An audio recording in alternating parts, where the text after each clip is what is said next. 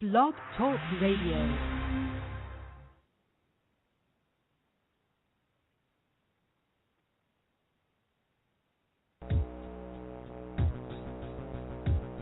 At this pivotal time in humanity's evolution, we are beginning to remember our organic technology.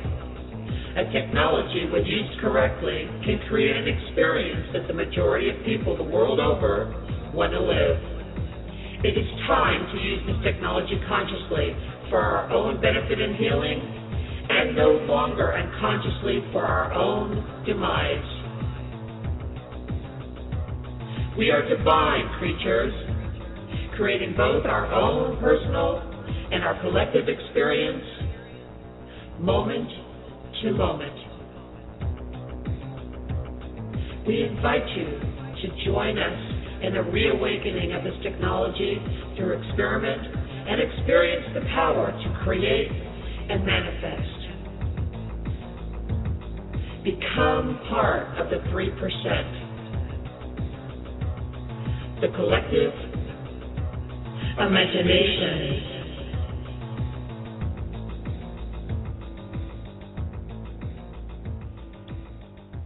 Welcome everyone to this week's Collective Imagination show. It is, for me at least, Wednesday the 6th of March. And what a year it's been so far. You know, just listening back to that introduction to the show, and the word that really stood out for me was technology. And I remember when I wrote that intro that I really, at that point in time, I really wanted to, not just for myself, but for all of us, and sometimes we teach what we need to learn, was really grasping the understanding that as energetic beings, we are sources of technology. You know, our bodies are a technology, our energies are technology. And I think, for me, the way we've launched back into this year, the way 2013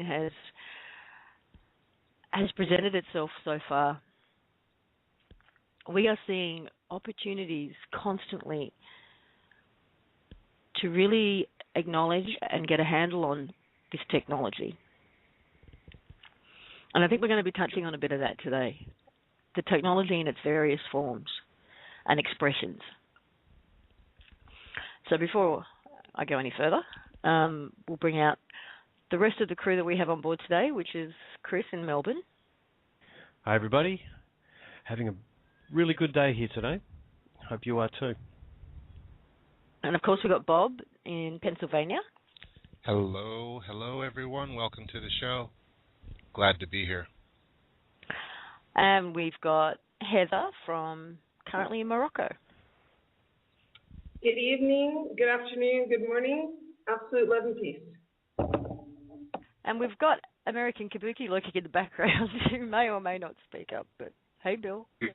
Good evening, everybody. It's a pleasure to have everybody on board today. It's lovely. And we always hope that, of course, that... sorry, we've got Brian Kelly also in the queue here. I've got to find him. Where is he?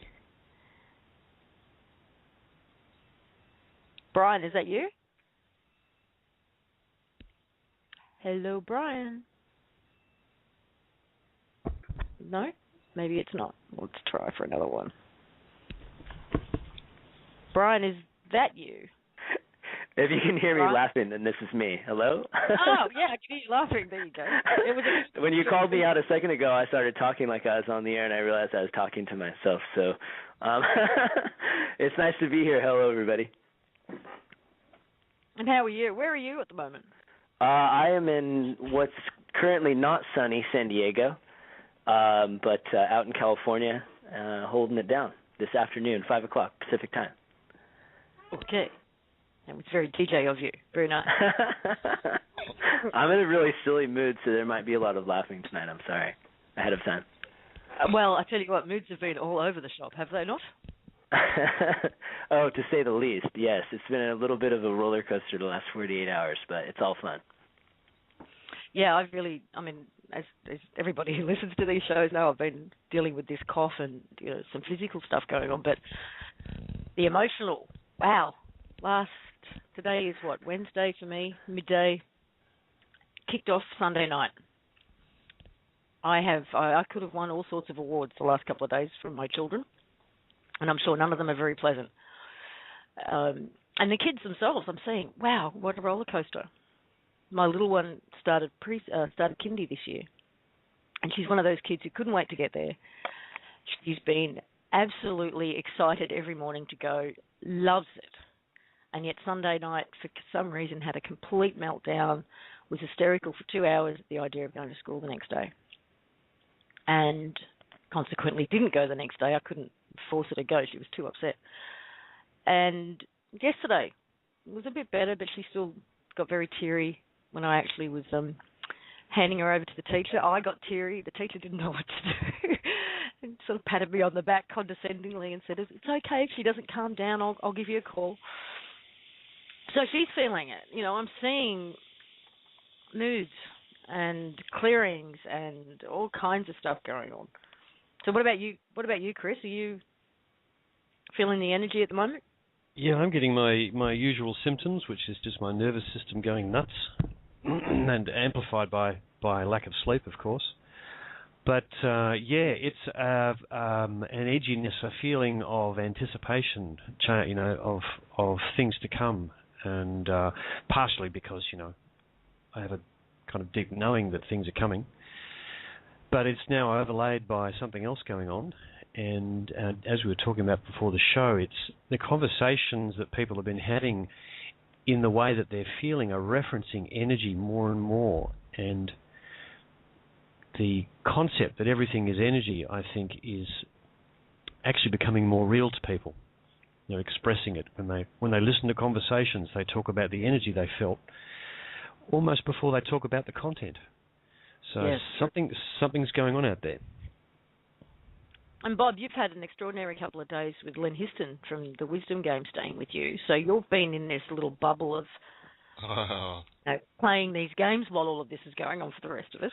I will tell you, it's been extraordinary. I had no expectation of the experience that I had with Len. And I told him, and I heard that many others told him, he does himself a discredit by calling it a game. It's so much more. It's so much more. And there was, we connected in ways that were very, very familiar but long forgotten. There is definitely more that can be experienced in our day-to-day, everyday now. And that game brings it out in magnificent, playful ways. It was really, really, everyone needs to play that game. I haven't had an update, Glenn, for a while. How do people actually get it these days? You could go to thewisdomgame.org, I think it is. I think it's actually the Wisdom Club. Or the Wisdom Club, you're right. Yeah. And the thing about the game that I find absolutely extraordinary is the way that when you start to play it after a relatively short period of time, there's a connection between everyone that's participating that wasn't there when you started. And it just sort of appears. And if you weren't really looking for it, you really almost wouldn't be aware of it maybe until you reflected on it from, say, the perspective of the next day. But, how quickly did that kick in with the group you were actually working with, Bob? Almost immediately. It was crazy. Yeah. It was. It's really hard to describe. It's something that you really just have to experience. And Len was he was the perfect guide through it all. We were in sync in ways like tuned into each other. It was extraordinary, really, really.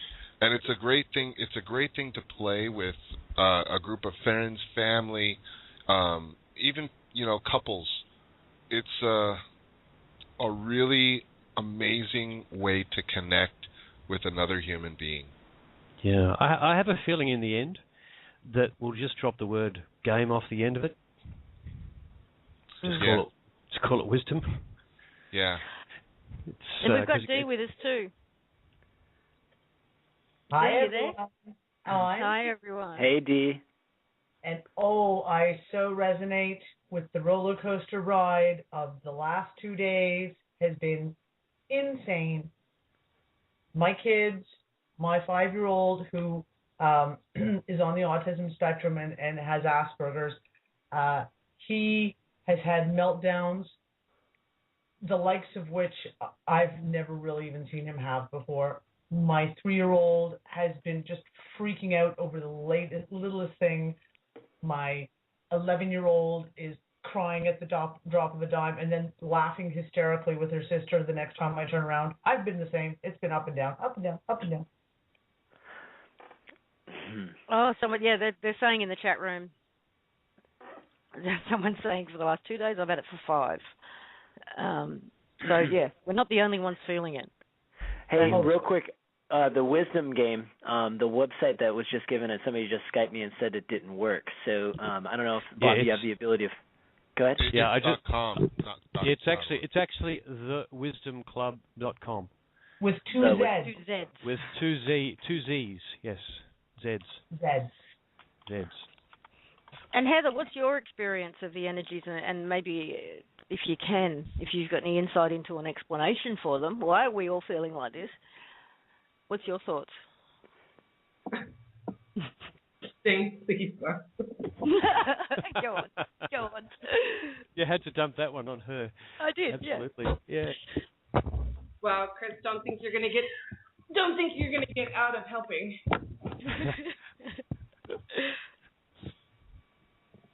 Essentially, yeah.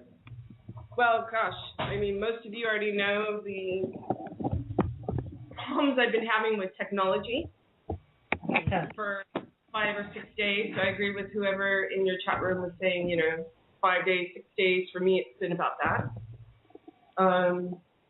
My children are very sensitive to that as well. So not only do I have tech issues, but then also assisting them in sort of ferreting out, letting them know, just feel what you're feeling, let it flow through you, and don't hold on to it, honor it, respect it, but then choose whether to do something with it or just let it go. And it's also helped me in consciously doing the same thing, and making that choice. So as far as the energies, they're being felt, in my experience at least, across the board. So anything that is in my consciousness is experiencing these heavy shifts in energy. And it goes back to what our discussions were about the absolute grid. There's energy grids throughout Source's universe. And a lot of them have been calibrated at different frequencies.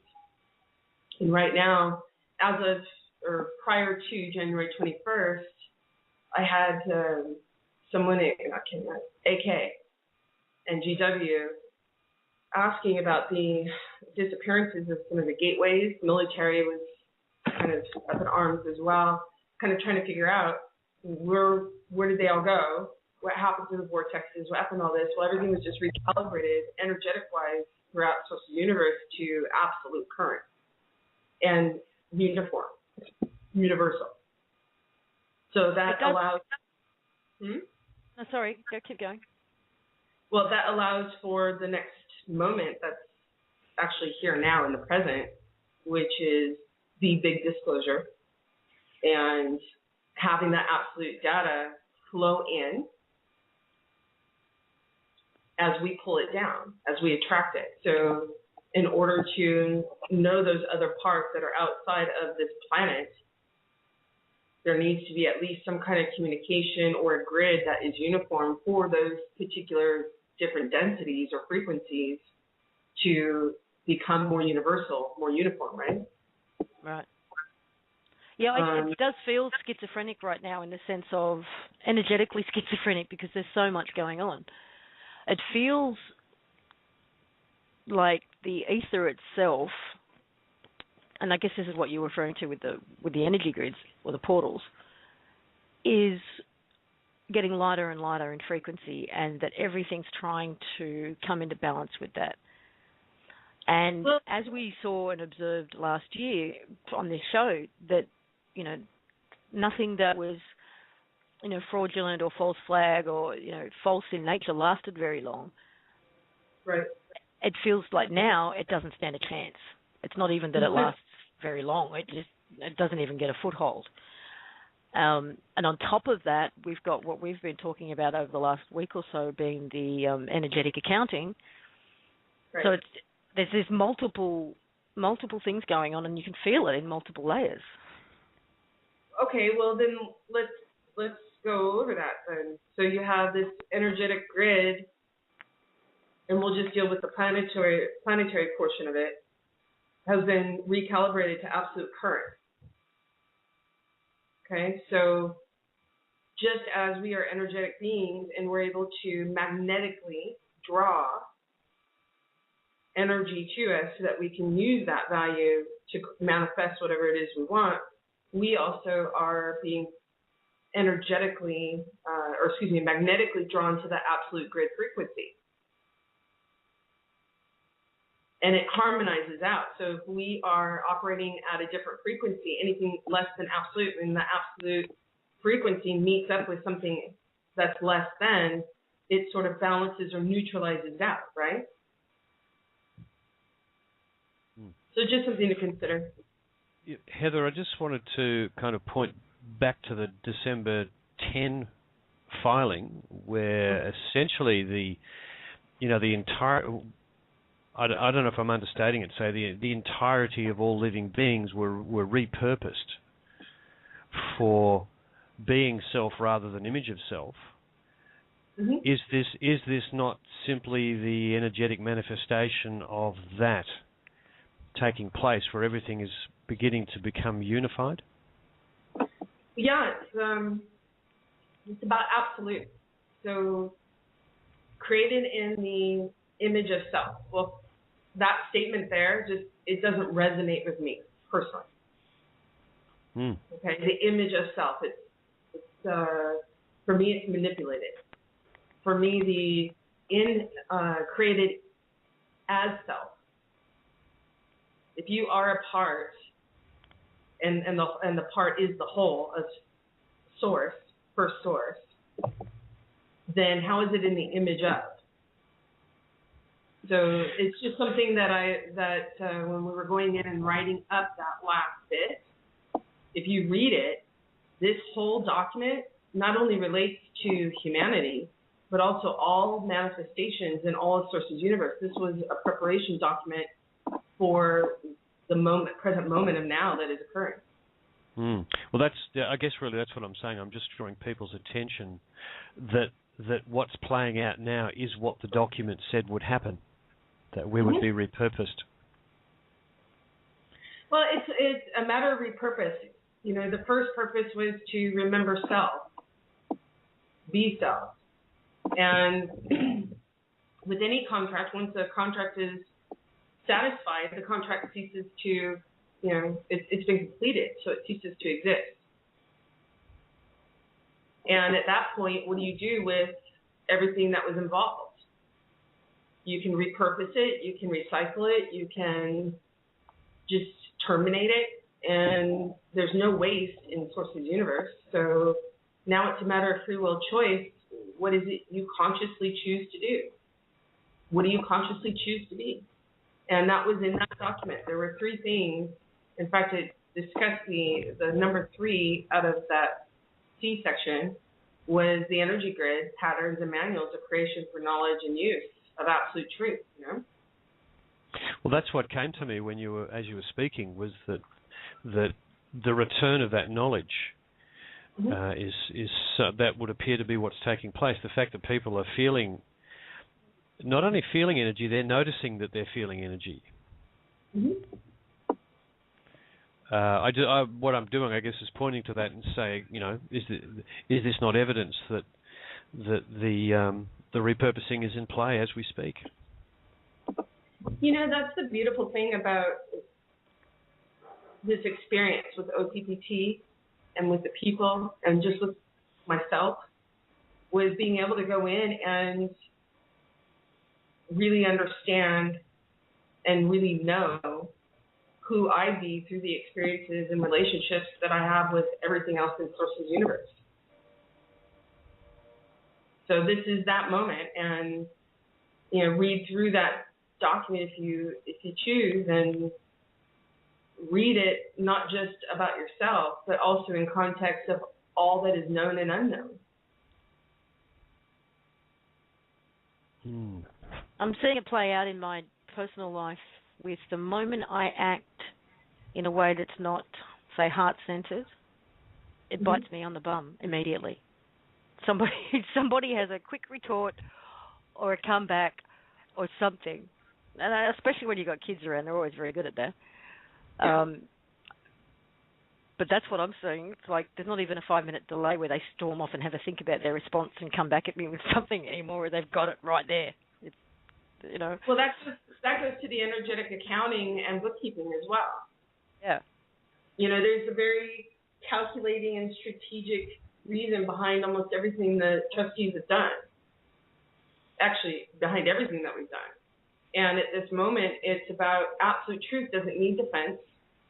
Absolute truth actually magnetically draws when it's out in the visible and it's stated, whether through thought or words or doing, it draws all of its own visibility to everyone else. So you don't have to defend it. You just have to be aware and consciously looking for it at that point. And it's actually right in front of all of us. Just we haven't really paid attention to it, and that's by design. So now that the design has been made visible, such as the corporations operating under the guise of governments or slavery systems, harvesting tools, now that we've at least seen some of that design, now it's a matter of choice. Do we want to be in that, continue with that design, or do we choose to create something else, something new, something different? That's the moment. Sorry, I'm just going to change subjects for a moment because there seems to be some problems with the chat room. People are typing in there that they can't see anybody else's comments. It all looks good at this end. It all looks good when I go to Blog Talk and see it from the same page you guys are seeing it. I'm seeing all of the comments. So I really don't know what's going on there. But I got a message. It says another user has tried to log in using this account. Oh, okay. Wait, hold on. I'm going to try and reconnect.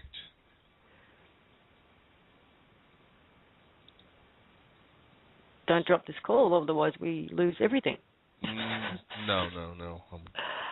Wouldn't do that. Yeah, when it comes to that declaration of satisfaction, there are some people who really, really got it, and it affected them profoundly. I want to give a shout out to Peter, who put an hour-plus video online the other day. He's probably listening, explaining his reaction to that. And there are others who they don't understand what it's saying at all, and so it's reaching people at very different levels. And for me, it was a moment of, I had to take a moment of contemplation and really think about and allow just the concept, just the idea that we willingly and lovingly volunteered to play a role in a game, and that game is over. And it doesn't matter whether it's the role you're playing is that of one of the slaves or one of the masters or anybody in between. We put blindfolds on, most of us, and forgot who we are and forgot the connection and forgot we were even playing a game. But just that concept that the game is now over and it's okay to take the blindfolds off and it's okay to throw the rule book out because the game's over, letting that idea just really, really sink in. I literally felt every cell in my body respond to it. Mm-hmm. And I think a moment of contemplation for what you've done as an individual from the moment you were conceived in creation's universe to now, to this now moment. Take a minute and really, really, really contemplate what you've done. It's huge. It's so huge, and everything you've done, every lifetime you've lived, it's all worked towards this moment where you could take those blindfolds off and declare the game finished. How do you feel about that? How do you feel about that? For me, Lisa, it's been such a remarkable journey, and it's been a very, very personal one for me, and as it is for everybody, I'm sure. But as I look back on it, and I think about all the different phases that I went through, and actually, starting to come to terms with the way things are and the way that I chose to be.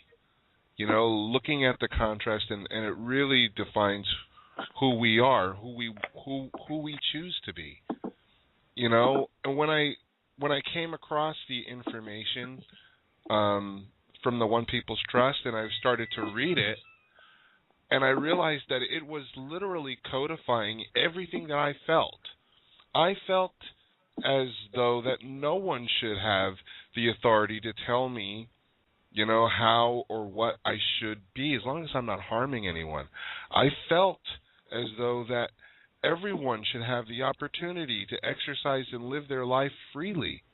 I felt very strongly that everyone should be equal, that there shouldn't be any hierarchy, and all of these things resonated with me, and that became my truth. And I really, hope that people are starting to get when, is this your truth? This is the choice we have to make. We all recognize the system that we've been brought up in, but has it awakened into you who it is that you really choose to be in this now and in this moment?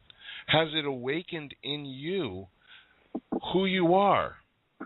And if it has, then is this true for you? And that's the question that we're asking. Is this true for you? And if it's not true for you, and you're like, because I'm hearing so many people, arguing about their own freedom, and maybe they're not in that space yet, and they're yet to come. And if that's where, if I can help and assist in any way in that regard, I'm happy to do that. But I'm not going to argue what's true for me.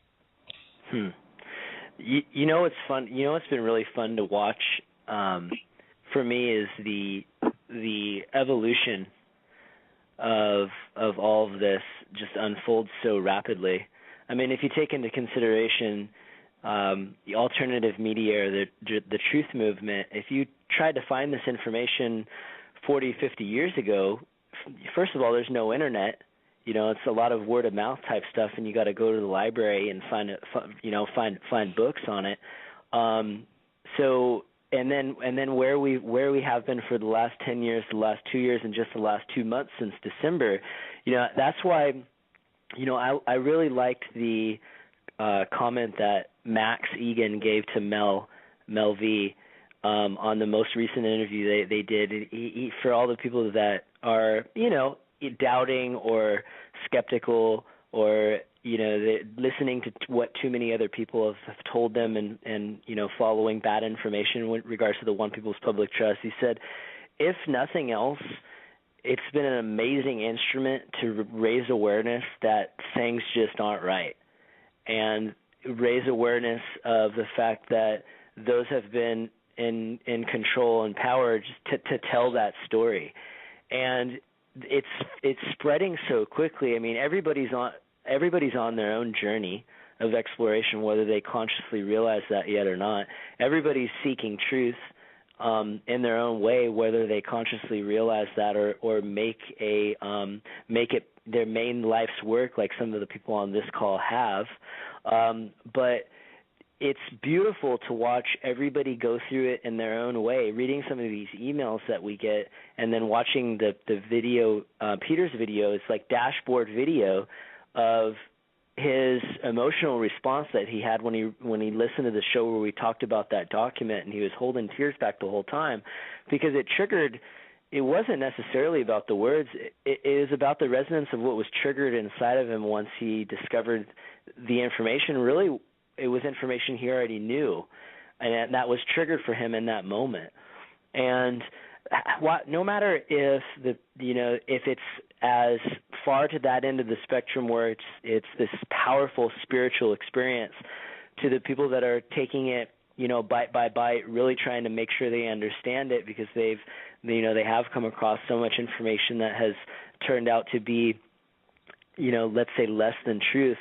Watching that journey unfold for everybody individually is just a beautiful process. And I've learned for me personally, when we hear these calls with people lashing out or getting really angry, it doesn't bother me as much as it did in the very beginning, because I have no attachment to that person's experience, and whether or not they decide to believe it's real or not has nothing to do with me whatsoever. And sooner or later everybody will come around. It just takes some people a lot longer than it does others. But no matter which way you slice it, it's fascinating to watch it all unfold. It has been, hasn't it? Unreal. But I really think everyone needs to go back if they didn't get that. I mean, this is my take. If you didn't read that document and have an emotional experience, go back and read it again. And it is just a document. It is just a piece of paper on one hand. But on some level, it's expressing what we all inherently know. I mean, people who followed this show through last year would know that we firmly believed that there was going to be a paradigm shift. We weren't expecting the end of the world, obviously. But my belief for the last 12, 14 years has been that this time represents the dawning of a new age, of a new era. And okay, this could just be what it looks like in its infancy. And what if it is? Just be open to what if it is? What if this is how it starts? Well, I think everyone in this conversation thinks it's already started. Well, yeah. And, yeah. The interesting thing about the language that's come out from all of the conversations we've been having since the filings became public was the way that people, and this terminology, I think it just actually happened because it's actually accurate. People are saying, when I say people, I mean, Elisa and AK and Bob and the people around us were talking about the way that people are attracted to this information like a magnet. Mm. It just feels right. They might not be able to read the filings and understand them, but enough of it, along with the conversations that others are having about it, to know that this is actually truth. And I think the way that I'm coming to view it is that the eternal heart knows truth above all. That's why the attraction's just so strong. It's really that's really profound too, because when the documents first started coming out, we first started posting them on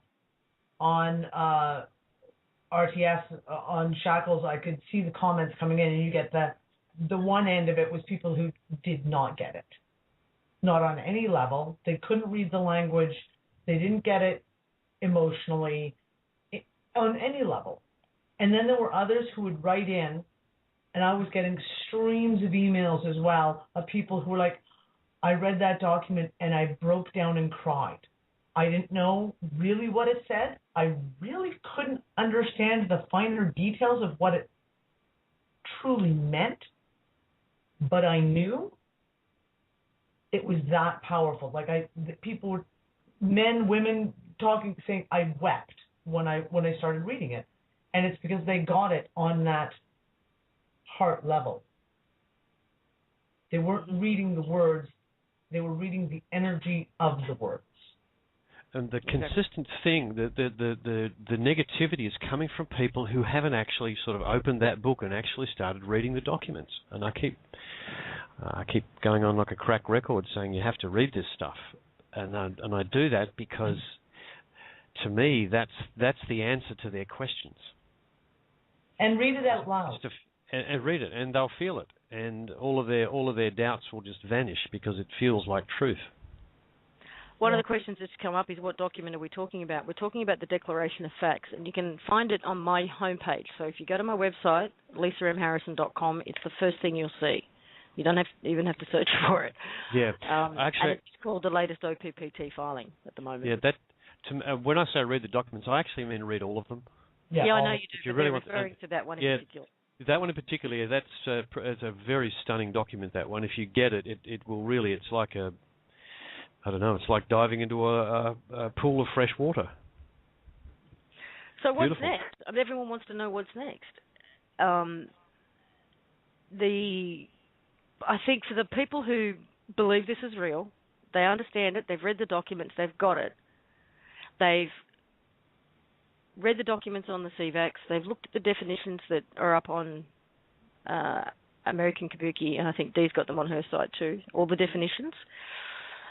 So they understand the difference between a CVAC and a CVAX system.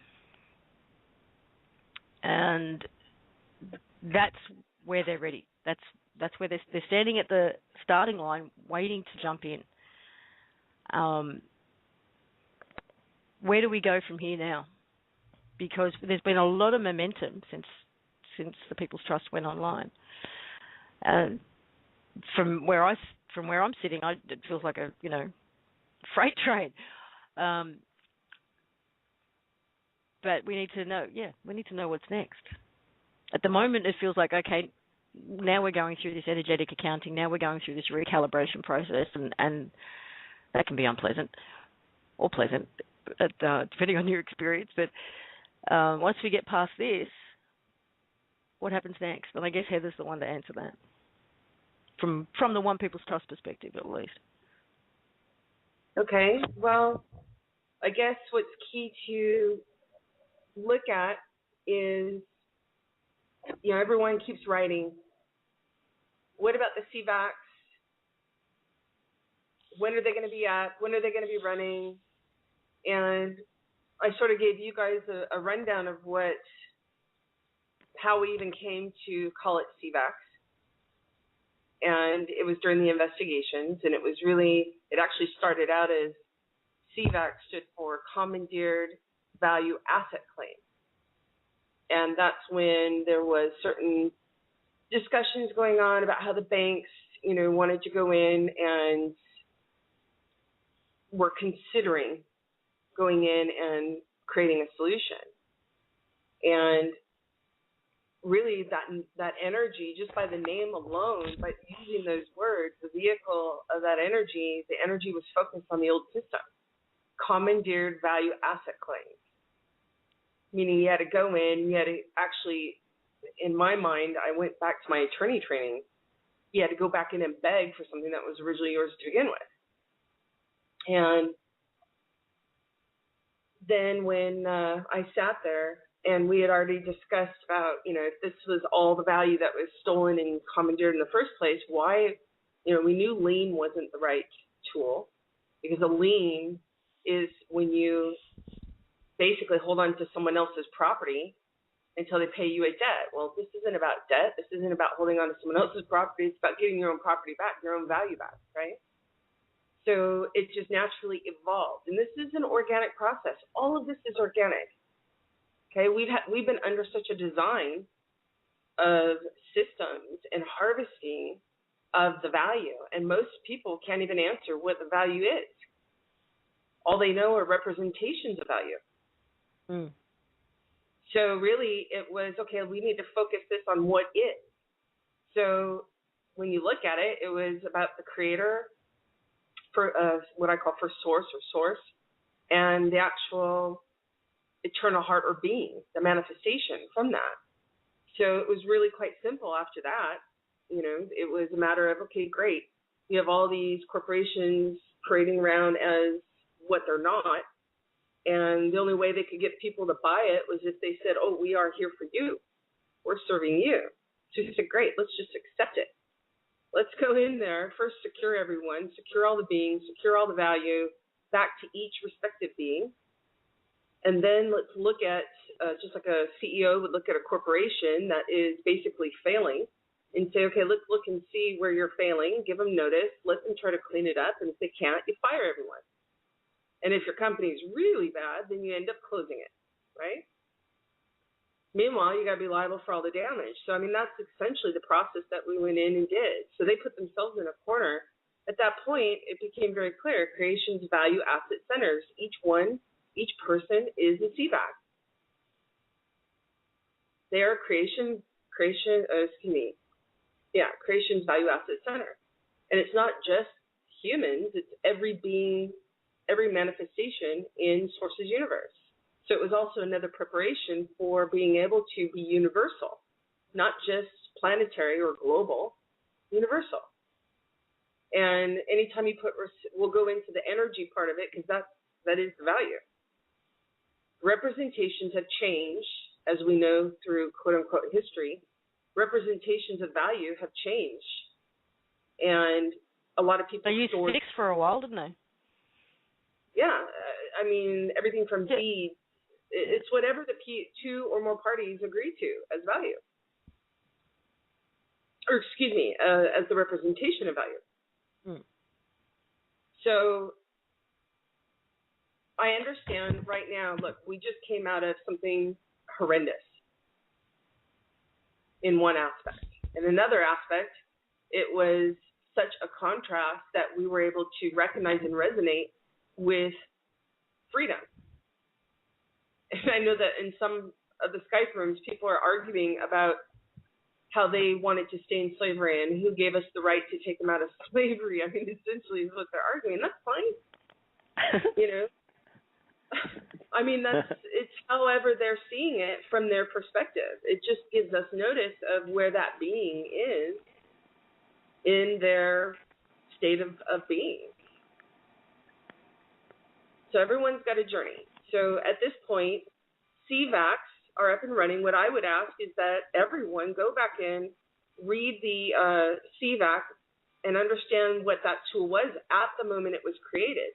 Understanding the dimension of the actual issue, what we were coming out of, and we had absolute data as to how the intensity and scope and depth and dimension of the powers that were and the slavery systems, all the way up to heaven, okay? I mean, if you want to speak in those terms. So it was a matter of dealing with it all, but at the same time making it so that people could recognize it no matter what state of consciousness they were in, inclusive of unconscious.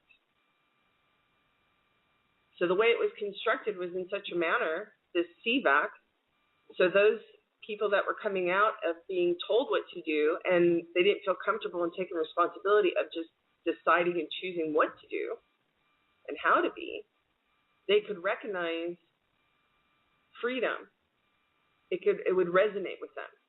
They know the government, quote unquote, or the corporations weren't serving them. It's in the record. It's in the public every day. And all of a sudden they have the opportunity to go in and have something that does serve them in a way that it's securing the responsibility and liability of those that claim to be working for the people. So that CVAC document, it's a tool. It's to reach everyone in whatever state of consciousness or unconsciousness that they were in, and people have accelerated. They've absolutely accelerated in their consciousness. There's very few unconscious, and if they are unconscious, I find that they're holding a very great contrast and still doing the job, you know, of assisting others into consciousness. Beautiful. So I would ask that everyone go back and look at the declaration of CVAC. It was registered as government, but it really is CVAC systems. Systems to help every creation's value asset center, every being. So what's the physical process that you're going through in order to get them online? Well, it's just, number one, patience and absolute love. When we went in to do this, I don't know how many times I heard from the families, the agenda families, the bankers, the lawyers, the brokers, all the hierarchies of especially bank, trade, and finance, if not, the judiciary, quote unquote. And all of them said, the people are incompetent. They don't have capacity. They don't have standing. Well, they're born with standing. They're born with capacity. So by design, they're rendered incompetent. And that was your design, not theirs. And they kept saying, well, you give them $1,000, and if you check with them tomorrow, they're actually in debt an extra $1,000. I was like, well, maybe even 6 months ago, a year ago, at the time we were having this conversation, maybe that was the case. But a lot has happened since then. You guys really kind of messed up because you took all the distractions away from them. At this point, the people have nothing to lose. And they've actually had to reconnect with relationships, the actual face-to-face, because they need help. And people are moved to help others with whatever they can. And to kind of... They should have kept us fat and comfortable. If they had kept us fat and comfortable, we wouldn't be having these conversations. Yep. So, and they're kind of kicking themselves, too, because they absolutely thought that they would be able to destroy enough people, terminate them, so they didn't exist anymore, so that none of this would be an issue. And luckily, not even luckily, by design of an eternal nature, that was never in the cards. So here we are having this conversation, and basically it was, if you want me to not do something, then don't tell me not to. Because if you tell me not to, or that I can't do something, that's going to absolutely drive me to go and prove it wrong. And especially in regards to this, saying that people are incompetent, especially when it's by the design of the powers that were, that was, I relied a lot on the ego and the greed. And so did Caleb and Randall, and we just looked at what resonated. We investigated, we discussed it, and really it started out with all of us on our journey to be as we chose. And when we came together and we saw we had the data, the contacts, the access, if we went in and just preserved it for ourselves and got our own value back and not shared that with anyone else, all their value was stolen too. So would we be stealing from the people if we kept that knowledge and that access and those contacts to ourselves? Then again, there's a fine balance, because if people by design don't know that stuff, there's a lot of data out there that is really hard to swallow, really hard to take. Because what I realized was it was my own ego, my own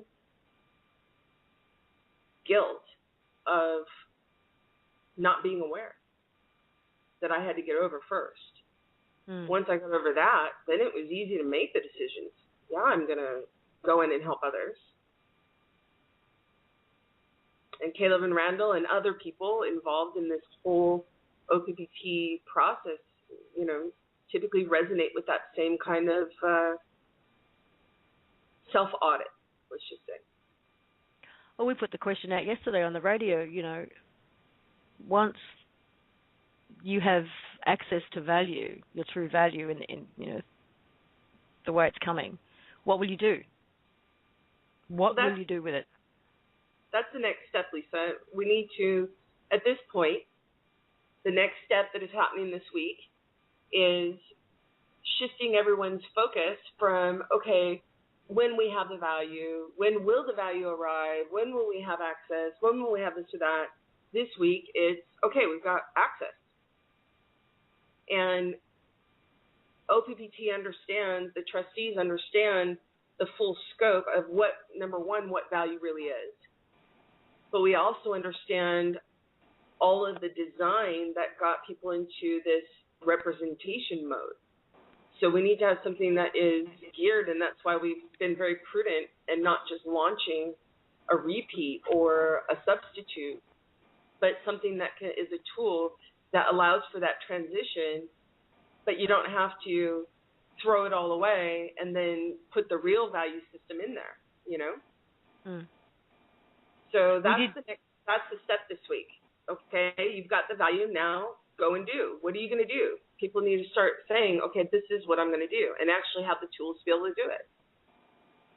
Can you explain what that's going to look like? Because that's what's elusive to people, and they want real 3D answers to. What does this look like? Does it look like coins in my pocket? Does it look like a card attached to a digital account? They want to know what it looks like. What is it going to feel like, and how usable is it going to be in terms of just living from day to day? Before we even go to the beautiful things I may want to do for the community. No, that's a great question, and that we've been watching the powers that were and everyone else try to maneuver. I've had a lot of financial groups, financial providers, services sending in groups to come and sort of steer us in using systems that exist, except for there's all these back doors and there's always someone behind this particular method or that manner. So really it's a matter of having a very transparent system. You have bank accounts. So I'm going to go through this in a very 3D manner. How about we do that, okay? Would be great. Okay. So you have a bank account. You basically, when you open an account in a bank, you get a customer number, right? Mm-hmm. Under that customer number, then you open up different kinds of accounts. You have a savings account, a checking account. You may have a fund account, even an ATM debit card. They have different numbers on them. So basically, you have 7+ billion people, right? So we have to make sure the system, the temporary system, which molds or folds into the actual universal value system, is able to handle that many. And so there's a number of different 3D tools, recognizable tools, comfortable tools to allow that to occur. So the banking structure, as far as a bank account and all that will be mimicked, but it's going to be, we have a digital exchange. And somebody asked me, with that digital exchange, what color of RFID chip would you like? Yeah. And no RFIDs. It is you. And we have these things we call them in-house passports, but they're not passports. It's just like a USB drive, thumb drive, but it's able to hold massive amounts of data, and it's your own BIOS. So you're the one that controls it all.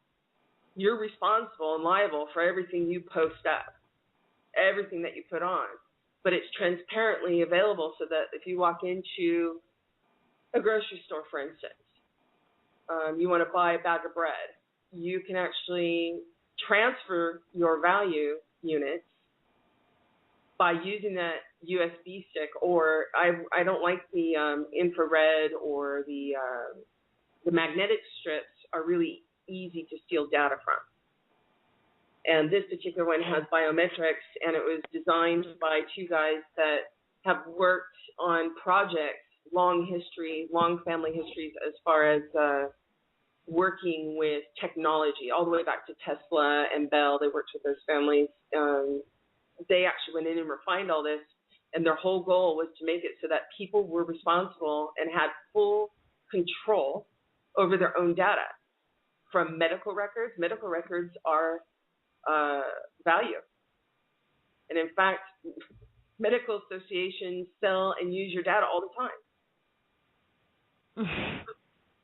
They use it for profit.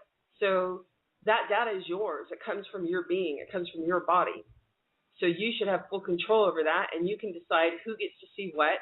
You're able to, yourself go in and make pockets so that when you go in, for instance, to get your bag of bread, the only thing that is able to come off that particular stick in that mode is a value of accounting.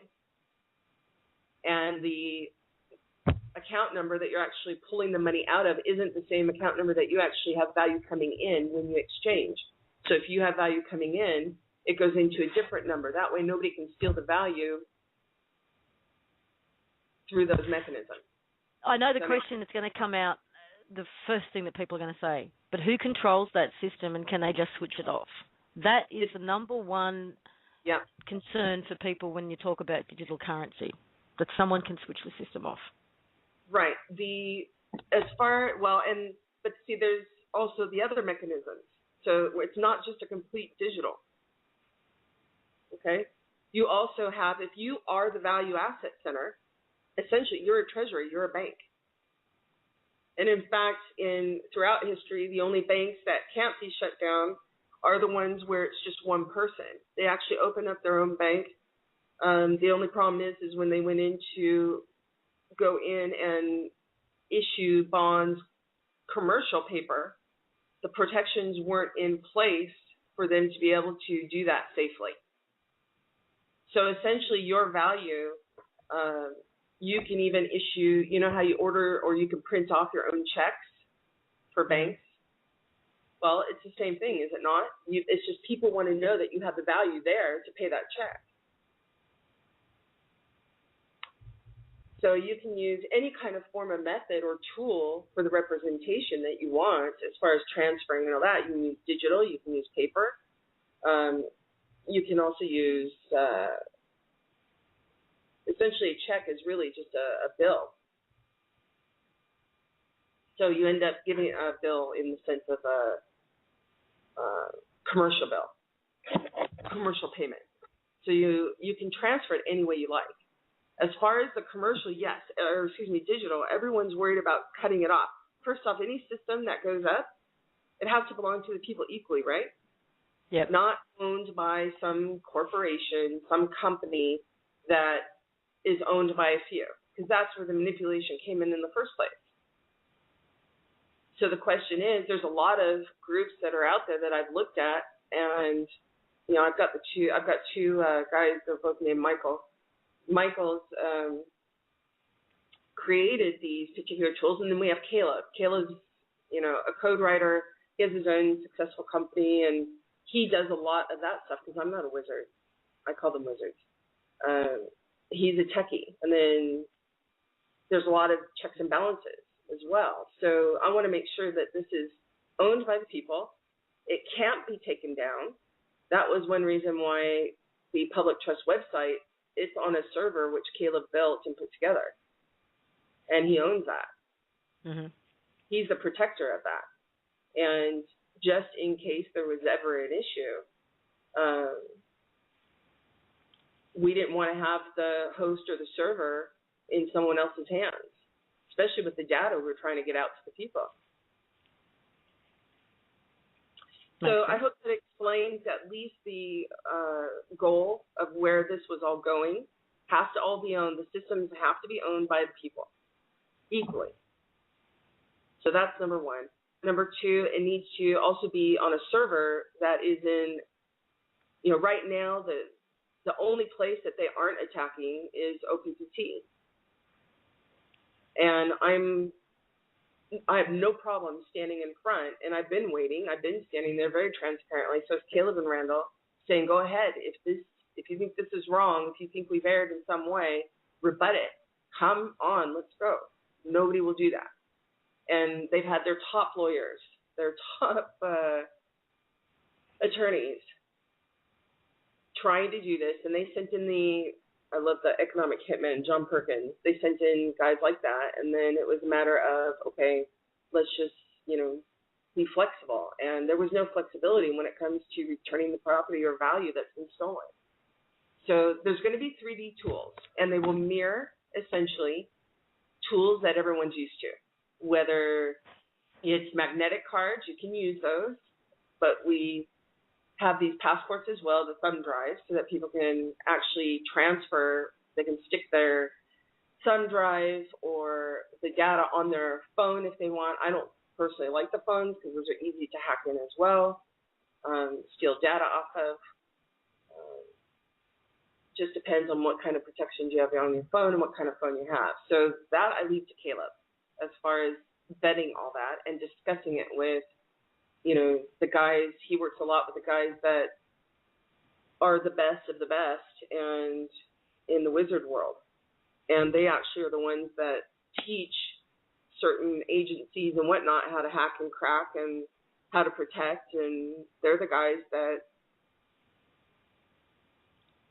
that would help and assist, but all of the securities and programs have to be owned by the people. As far as managing them, for right now, management would need to be transparent, period. Has to be transparent. And any moves need to be transparent. So that's what all the financial service providers have been approaching about was, we want to be the manager. First, we want to provide you the services. No. Then it was a matter of, we want to manage. Well, okay, but it's got to be transparent. Oh, well, people crack into the systems. They'll hack into the systems. Anonymous. You've seen what Anonymous does. Well, that's what's lovely about Caleb and his friends. Those are the guys that outshine all that. So, as far as protecting, as long as it's transparent, I find transparency is the best protection. And there's no reason not for it not to be transparent if you've got nothing to hide. Well, state security, national security, from what? Because all of the intelligence agencies have everything on every other intelligence agency. It's all one family. Mm-hmm. So who are they hiding it from? Who are they being not transparent with? Well, I find it interesting that all of these big companies that have massive transactional systems filled with back doors for their purposes are complaining that we might hack into their system. I think their system was never built to be anything but hackable by them. It's like Microsoft putting out software and they've already got all these patches ready to go, and then they have the other division that makes the viruses so that people need the patches. I mean, it's just, look, this isn't a money profit thing. This is about returning the value, period. So make it transparent. At this point, everything needs to be transparent. Use tools that mirror that people can be familiar with, whether it's a magnetic access card that they can use, like debit, credit type thing, but it's not a debit or credit because it's their own value that was theirs to begin with and stolen. So give them their electronic access cards, give them checks. Whatever tools that people resonate with, that's what they should be using. And they have full authority to issue them because the value is coming from them.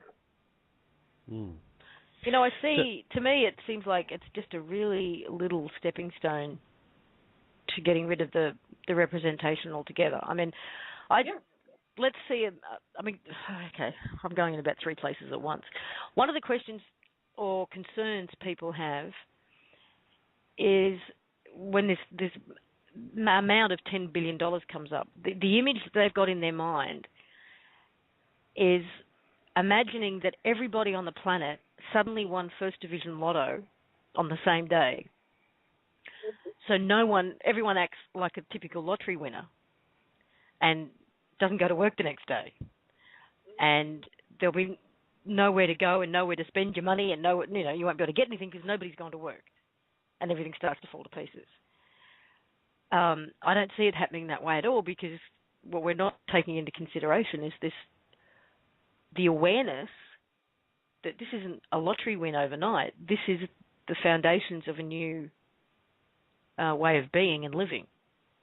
Mm-hmm. And people who are in a profession right now where they know that they are providing a necessary good or service to their community, I think are going to go to work. They're going to continue. They may not slog their guts out for 10 hours a day, 6 days a week. They might find people in their local community who are also willing to spend a couple of hours contributing in order to keep that good or that service available to the community. Because they know, there's this whole consciousness shift that's going on with it. That's one aspect. And if, for example, we do have, $10 billion worth of credit in an account, or everybody does, and the guy down at the local bakery, for example, with your loaf of bread, he's still providing bread for his community because the community wants and needs bread. Well, if he's got 10 billion and I've got 10 billion, do I really need to transfer, 2 units to him? Does he care if I do? He probably doesn't. So I can see it very quickly evolving into people just not bothering to charge because they don't need to. that is the transition. And like I said, it's got to be, you can call it baby steps. You can call it whatever you want. The point is, it's an order, right? It's an order of events. So if people just came out of this absolute representation, and the representation was the tool they used to steal and commandeer the value in the first place, and it wasn't just the last 200 years. I mean, we're talking eons where representation has been there. So at this point, they're coming from a representation. They may need that transitionary tool, but then there's going to be others that say, hey, you know, I'm really good at this, you're really good at that. You know, can we make an agreement here to sort of swap? I mean, that's the bartering thing that people have also been doing for eons. And then there's those that really are understanding and knowing and working consciously with energy, and they know how to manifest things. I mean, what was it? There's buildings that they are able to build in like 90 days now, skyscrapers. They did it in 90 days. Now they're claiming they're going to do it in 30 days. So, and we're talking like the Meet the Robinsons kind of a thing, where they put a little box down on the ground and a skyscraper pops up. You know, there's technology that's been buried, and we see a lot of it through banking because all the inventors, all of these guys that pull down from source and absolute grid, they have to have the money in order to, you know, get the materials to do what they're doing. So they're really brilliant in pulling this part down, but at the same time, they don't understand or know how the energy works the same way in order to manifest the parts and machinery that they need. So it's a whole learning process about energy. So let's just use the tool, whatever tools are required, and the people will determine for themselves what resonates with them, what tool they require in order to learn about energy. Meanwhile, still engaging in, you can call it commerce, I'll just call it exchange, value for value. I mean, that's really what it's about. So there's a transition, but if you make that transition in such a way that it just naturally unfolds organically into that natural, the absolute value system, all the better. Yeah, I just wanted to make a comment here, though, because it's one of the things that's helped me to understand where you're coming from with that we are the value, is some documents you sent to us the other day to read, which covered many things, but one of the things, it was a legal action that you were experimenting with to, you know, test the system. And one of the things that was done was that there was a document that pointed out to the bank, I'm going to write you a bond, and you must accept my bond, because the value in it is my signature. And if you don't accept it, then how come you've been monetizing my signature from the documents I signed through mortgages and credit card applications and parking tickets? Everything I've ever put my signature on, you've acknowledged has value. Are you going to acknowledge this bond? And what could they do? Because if they don't, then their whole system is meaningless. So for the folks out there that are thinking, how can I write out a check and sign it and how can it have value? It always did. They just didn't tell you. Well, and that's when they started to kind of cripple their own system. You know, essentially the way that the guys who knew what to do would do it was they would write out a promissory note. They would secure the promissory note on the UCC. Then they'd walk in with the promissory note and the UCC, and they would just assign that over to the bank. The bank would then exchange value for value, and they would normally discount it. So if you write a promissory note for $2 million, they would give you $1.6 million, and they keep $400,000 for themselves. Well, the powers that were just started. You know, I'm wondering if there's even any sanity left in them, because they started to starve everybody out, and to put them in such a desperate mode that all they could do was make things so obvious that the people would naturally come to that point where they would make a choice. So that's how they actually would do it. And the guys that knew how to do it would go in and get their exchange value. And then they go and they would use it. Well, it got to the point where in 2010, I was getting a lot of complaints from within the banking, trade, and finance industry that the banks weren't doing it. And they were going, what's happening? And that's when it became an issue of whether the banks were solvent or insolvent, and they've been insolvent the whole time. You know, they just suck money out. It's sort of like the oil industry. They took 95% of the value out of all the economic systems and only put like 5% back in. You know, of course. You take more out than you put back in, and you don't have abundance, do you? You have a shortage in supply and demand on one side of the coin. So Can we shift gears a little? Signature is it? Mm-hmm. Can we? Yeah, I just wanted to shift gears a little. And we've got quite a few people with their hand up, wanting to come in with questions. But one of the things that we've talked about is the divines and the immortals a couple of times on these shows. And with this, I wanted to ask you a question. With this energetic accounting, and we've seen Adnan Sarkli, just as an example, who is a man who's very much been behind the scenes for a long time, claims to be the owner of at least 50% or more of at least the biz and I think 3,600 other what he calls Illuminati corporations, including the governments. He, for the first time, only in the last few weeks, is becoming very, very public through other people, through avenues. To me, he strikes me as one of the brokers as opposed to, say, one of the divines. But are we going to see more and more of this? Are we going to see, you know, there's a lot of talk of the old man, the Saint Germain and others. Are we actually going to start seeing them popping up? Because it feels like that would be their last card, is to actually make their presence known. Yeah, I mean, that's actually what's happening right now is the maneuvering. They've, since January 17th specifically and on, they've been attempting to do in a panic mode, because normally they prepare things for decades and test them, and then they launch. They maneuver the people because they actually use the energy of the people and harvest it in order to do what they want. They manipulate it. And so at this particular point, they've all been cut off. And they're actually having to use the energy of their own in order to eke out a little bit more in that engine, you know, because they've already used up all the stuff that was in the tubes.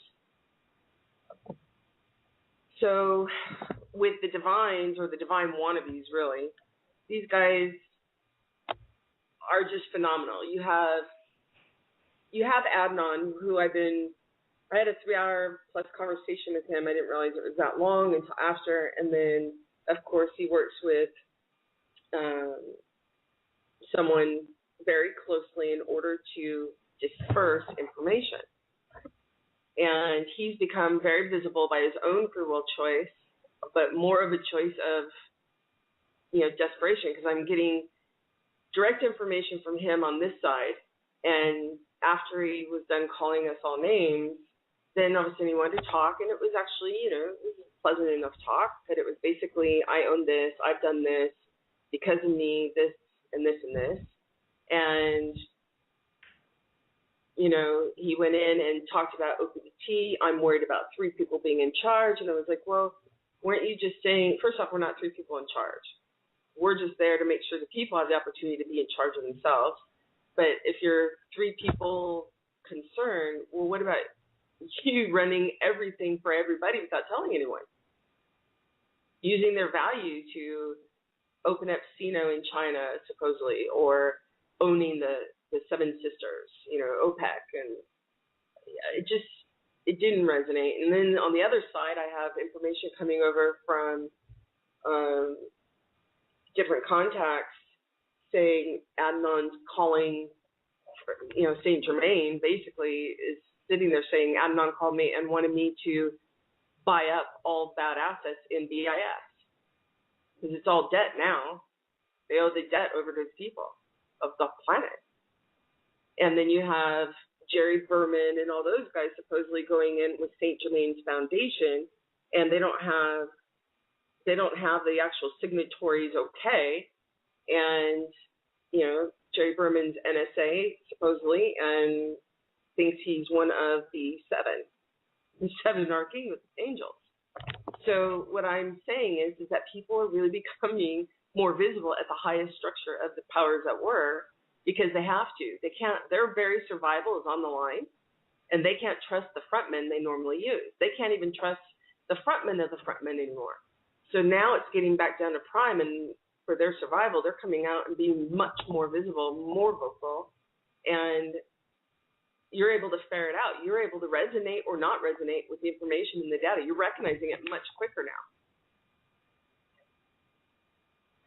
Does that answer your question?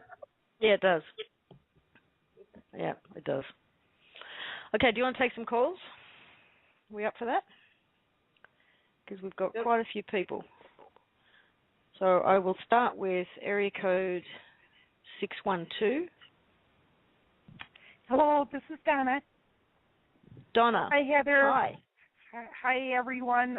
Just want to say thank you, and everything resonates with me since I first heard Brian's interview with Heather, and I'm just so grateful, and it's just hard to express it. It's just so wonderful. And I just have a question. Heather had mentioned just a little bit ago, and that was my question, is how much more energy is in the tube for these imposters to work on before we can actually take over? So I guess with that, I'll say thank you and end that for tonight. Okay. Donna, there's nothing left in the tube. And in fact, this week, everything switches over. So there's nothing left in the tube. And right now, you guys, the people being and doing, has magnetically drawn the energy for us to use and manifest. And the only thing they can hope to do is manipulate and bully or deceive or fear everybody into pulling that energy down in a way that benefits and manifests for their interests and not the people. So just be very aware and very conscious. If you guys do that part, then we can finish up making sure that everyone has access to their value in a way that resonates with them. And I expect all that to finish up this week. What does that mean, getting, accessing the energy that you've brought down? And I have this image that everybody on the planet right now is magnetically drawing energy from source to the planet and to them. Yep. And that we've created this whole new bubble around the planet, or at least strengthened one that may have already been there. But how do we physically draw it into ourselves for ourselves? Chris, you want to take that or help me with that?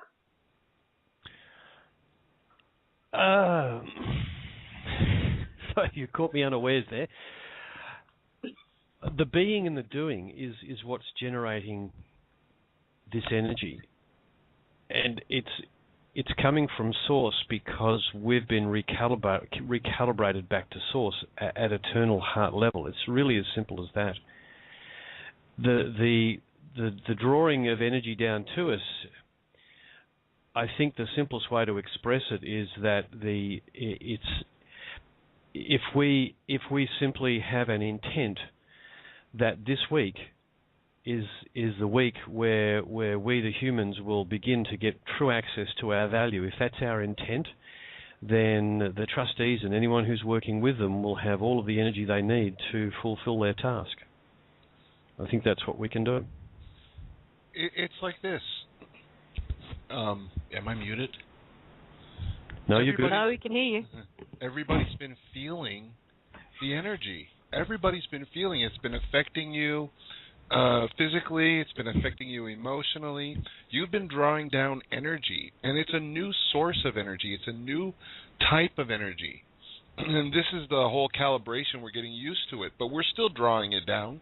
We're still bringing all of this energy in, and this energy is going to manifest into whatever it is that you decide. What do you want?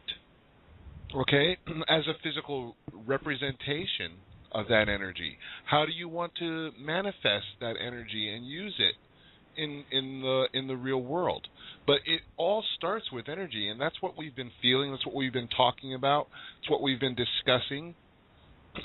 Now, what are we going to do with it? The choices that we make are going to be honored. So long as you're not harming or infringing upon the rights and will of another, those will be honored. So what do you want to do? And those choices that you make will be honored. But one of the things, mind, all of the data that we have. Keep in mind all of the information that we've gone through up to this point. Understand, our relationship with the Earth, with the planet, with the Creator, even with each other and the divines and the immortals. Keep all of those things in mind as you make your choices. One of the things we did in the show yesterday, sorry to interrupt, Heather, I just want to put a final thing on Bob's thought. One of the things we did yesterday was we pointed the audience at what they want to do with what's coming. And the amount of energy that released was just extraordinary. When I say we need to have the intent that this is the week that will become possible, that it will become real. And can you imagine just that the burst of energy that would manifest into reality through the intention, following through on that intention, that this, if we just know that this is the week it's going to happen, and that next week, what we intended from the shows yesterday to put all those incredible projects in place this week we intend it, next week it begins. Very nice. Did you want to say something else, Heather, before we move on to the next question? Oh, I just wanted to say that I had asked everyone to look at that CVAC document as well as the offer to contract for the branches. And if you read CVAC knowing that it means you, me, and everyone else, CVAC, make it very personable, all of a sudden you'll see exactly how this is going to unfold. So you're drawing that energy magnetically, and some draw it magnetically more than others only because they consciously are focused on it. They consciously know how to draw it. Let it flow through you. Someone asked me what I was going to do when I had my CVAC, up and running. I was like, well, I'm already doing it. I'm investing my energy, the value in me and all of you, and in creating something different, something better, and the highest good of all, So the more that you can let it flow through you and invest it, don't hold on to it, you actually, if you stop the flow, nothing's going to come behind it, or it'll trickle in. If you want abundance and for unlimited abundance and just have it keep coming and coming and coming, let it flow through. So it's time to go ahead and let's just start a different chapter. Let's start a different focus. And the focus is, here's the access, so we'll get the tools. The 194 systems for the CVACs will be up and running by the end of this week. And no president, because you guys are all being and doing. So really it's just a matter of us all coming together, CVACs coming and bringing absolute data through this process, and making choices on our own, and then we'll be drawn magnetically to others that are of like mind, and everyone will find their passion, their niche, and they'll actually do it now. So that's what I wanted to say. I have no doubts that they will. Okay, we've got caller with area code 253. Hi, that would be me. That would be you? This is Loie. Hi, Mom. Oh, hey, Hi, Loie. honey. How are you? I wanted to share an experience of energy, and we all have what Heather was talking about, a magnetic field around each of us, not only on the earth and animals and all that stuff. And the magnetic field that is around us, like mine is damaged a little bit because of health-wise, but Source told me how to clear it up. He said to go in because it's like little dings. Like you get little dings in these grids, and all you do is have the energy flow through the grids, and round them out, and then everything will start flowing naturally and come back into harmony. Meaning it's like, when you draw blood, sometimes it's sporadic and it's not flowing really well. That means it's damaged a little bit. But once everything is cleared up and everything, it flows so naturally and beautifully. So that's the experience I had with Source actually this evening, was telling me how to repair my magnetic field around me. And there's a lot of people that do have damaged magnetic fields, whether it's health-related, whether it's mental, whether it's doubting, whether it's fear, whether it's anything like that. You can, like I think Chris said, recalibrate it and fix it. And it all comes from within you. And this is pulled down from Source, directly showing me how to do it. Yep. You made it sound like energetic panel beating. I love it. Well, I like the it's like the of, heartbeat. It's like a pulsing. It's like a heartbeat. I like the visual that you gave as far as letting that energy flow through. And it actually, with the flow of the energy, it rounds and smooths and caresses those dings and makes them whole again, or pushes them back into place, or assists them in being put back into place. So that resonates and it feels right, but it's all about energy, letting it flow through and drawing it magnetically, right, consciously. Right. Thanks. Thank you. Thank That's you, all Lois. I had to say. You're welcome. Have a nice night. Well, Thanks, if you're going to stick around, I'll leave your mic open so you can continue to comment if you'd like to. Sure, that's fine. Okay. We've also got area code 646. Area code 646. Yes. Hello. What was your name? It's Rick again. How are you? I'm good, Rick. How are you? It's wonderful to you guys. Like I said last night, you were kind of like friends that I have over for dinner now. So. Well, when I come to your neck of the woods, I'll take you up on it. Well, yeah. What have you worry. got up? What are we having tonight, Rick? Red wine. What's that? What's that, Chris? What are we having for dinner then, Rick? Oh, you will love my cooking. I can guarantee it. Whether you're vegetarian or not. Excellent. Anyway, good evening, everyone. Hello, Heather. Glad you could make it. And what I wanted to talk about tonight, because this is the collective imagination, and the topics are just right where I'm at spiritually and emotionally right now. I mentioned the last time we spoke that I'd moved from New York City, which I'd moved from the West Coast to New York City because I had decided in the middle of the last decade that I was going to go for it and become, get into the theater business and write a second musical, da-da-da-da-da. And, New York's really a tough place to live. And empathetically, from the way I vibrate, it was like kind of overwhelming. Well, universe provided, and now I'm up in this lovely house up in Connecticut, and I feel great, and I'm among nature, and I never thought I'd kick it rurally, but this is great. But at the same time, every time I now re-expose myself to, quote, society, I'm seriously overwhelmed by how much everyone is skimming the surface, and so I guess, and we touched on this a little bit last night about the ways of being and doing where you can authentically get through to someone, because there's so many times where I try to relate new concepts to people and they just swat them back like they're trying to shoo a fly out of their face. There's such immediate dismissiveness. And I don't really have the energy to take that on. I would rather just let them have whatever beliefs they want to. So in the new paradigm, and trust me, guys, I've been connecting with this for the better part of 10 years now, since I know it was before 9/11, because I'm kind of a victim of domestic terrorism myself, even though I survived. But it was before 9/11, and so I've always had a different take on it because of this confrontation with people just destroying and committing violence for no reason.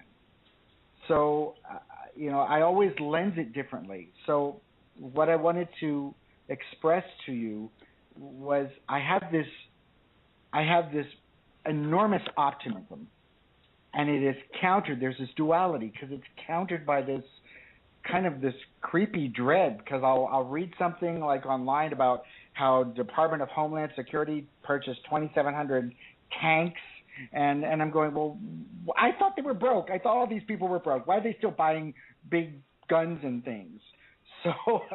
So it doesn't frighten me, but it gives me pause, because I'm wondering what percentage of the people on the planet are just going to say, oh, we're done with that old thing? Oh, okay, great. Let's all just, join hands and sing Kumbaya, which would be great. I'd love that. Well, Rick? Yeah. Hi, when Bob. you're at how are you doing, Rick? Well, I'm doing pretty good, actually. When you're in moments like that, when you're faced with that duality, that's your choice point. What resonates with you? These are just options. You get to choose which one. So, if you don't want that other reality to manifest, well, then that just doesn't matter. And it will not matter. It will not materialize. And that is exactly it, guys. That's exactly it, because I'm making a choice. I'm making those distinctions on a case-by-case basis, and really pushing myself towards finding the good, enjoying the beauty, appreciating and being grateful. And then I go out there, and all these people that are just caught in the drift of all this stuff that's just vexing them.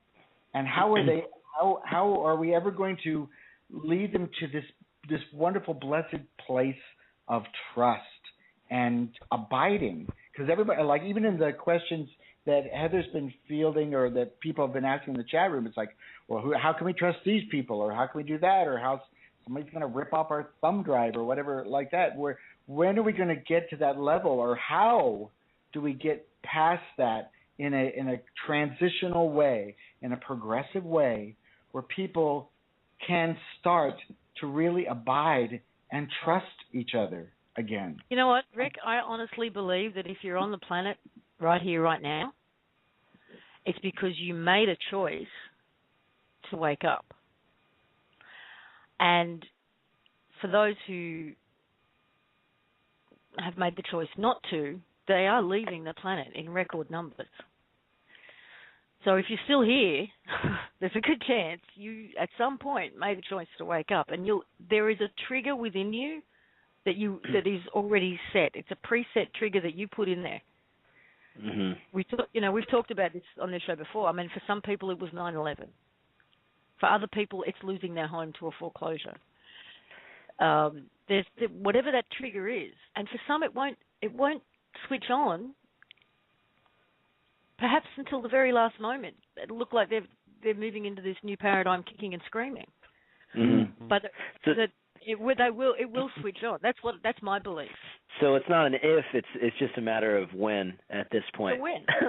Yeah, that's it. That's all there is to it. Yeah, the thing that I factor into my thinking about how the transformation will take place, I always factor in the big D disclosure, because the difference between yourself and the people that you run into, and I know the reaction. You run into these people, you just bounce off them because they've got this belief set that's just completely based in whatever else has been going on by virtue of the controllers. That is that massive dose of absolute data, be it in one big chunk or smaller chunks, is going to be the trigger point for most of the people, the way that Lisa just referred to.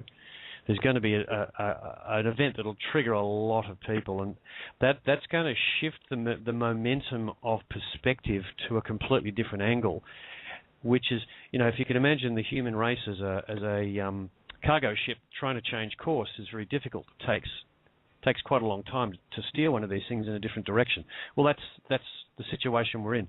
But you get a tugboat that gives us a really good wrench off to one side, and that's big D disclosure, and you'll get the sort of massive perspective shift begin to happen. I mean, it won't be instant, but it'll actually kick off at that point.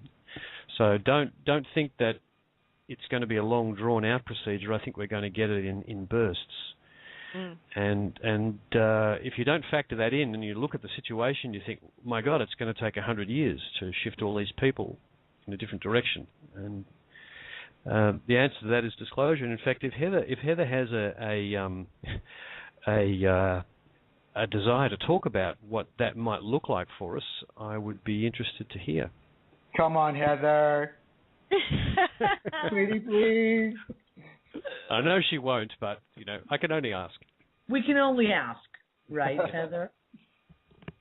Sorry, what was that? Are you going to say something? What? I can repeat it if you wish. I was fishing for information about what disclosure might look like, actually, Heather, and throwing it back to you. Big D disclosure, to be specific, is what he said. Oh, the big D. Well, here's what I think.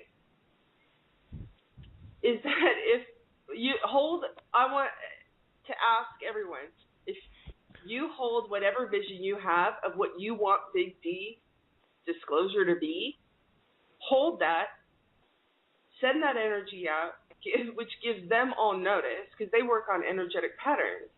And then they get to send over whatever energetic patterns they want to say, here is what we would like. And when you go back and forth like that, all of a sudden you end up refining the process. It's going to be nothing that has ever been fathomed before. And it definitely is not going to be like Hollywood portrays. It's very peaceful, but it's fun. It's a party. It's everyone just finally coming together and saying, thank God. And, it was funny because I worked with, or I still work, hopefully, with him, Jonathan, and his buddies at the NSA, and they're all trying to figure out what do we do, because China, Russia, India, everyone was starting to reveal what I call non-locals, or the ETs, or extraterrestrials, or galactics, all the data. And that NSA was trying to figure out, and NASA was trying to figure out, what do we do to cover our asses for hiding it all this time? And so there were huge negotiations that went around on that.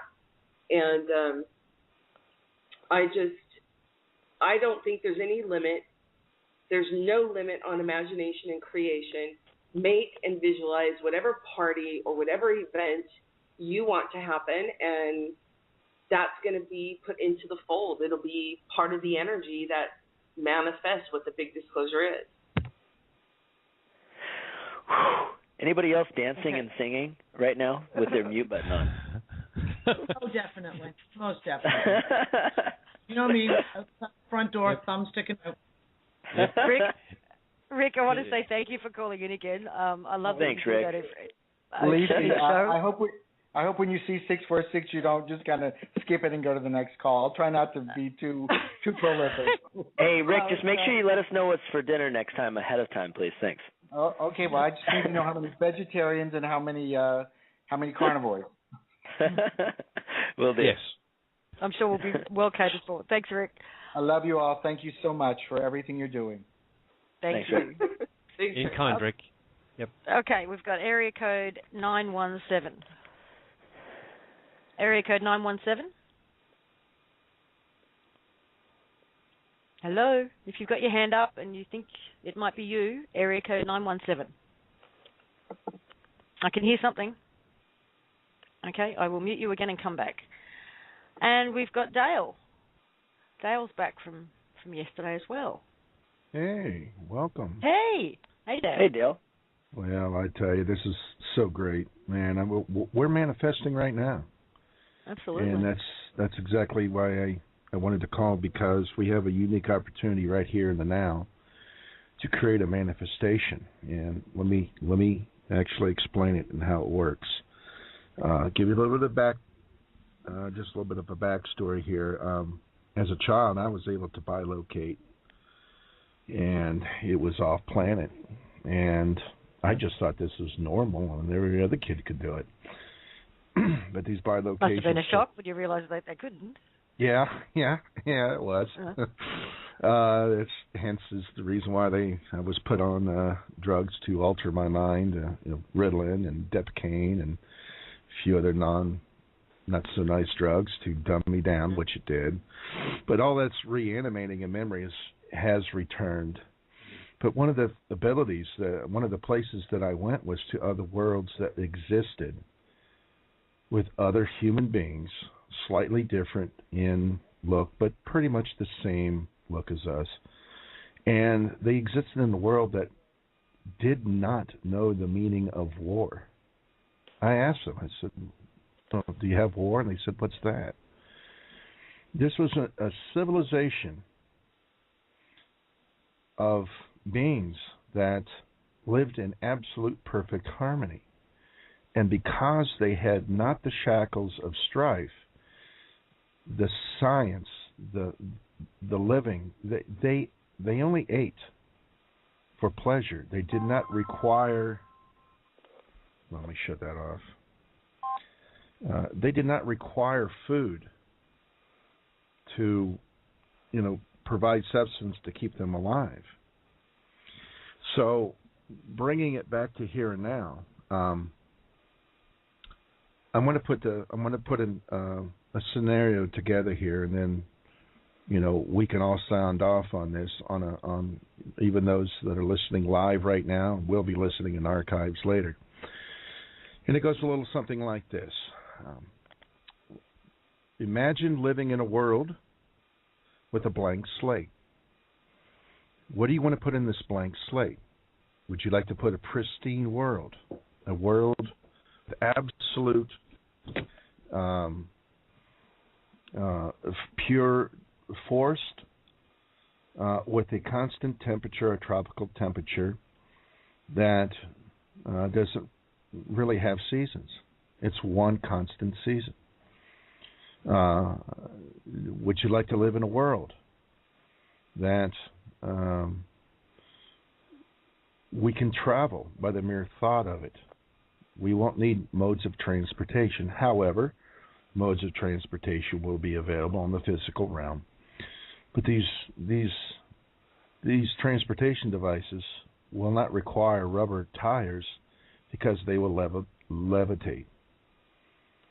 They will move and scoot across the ground, and they will be vehicles, most vehicles that you would have, like let's say an automobile, and like everyone will have the ability to travel into a lower Earth orbit.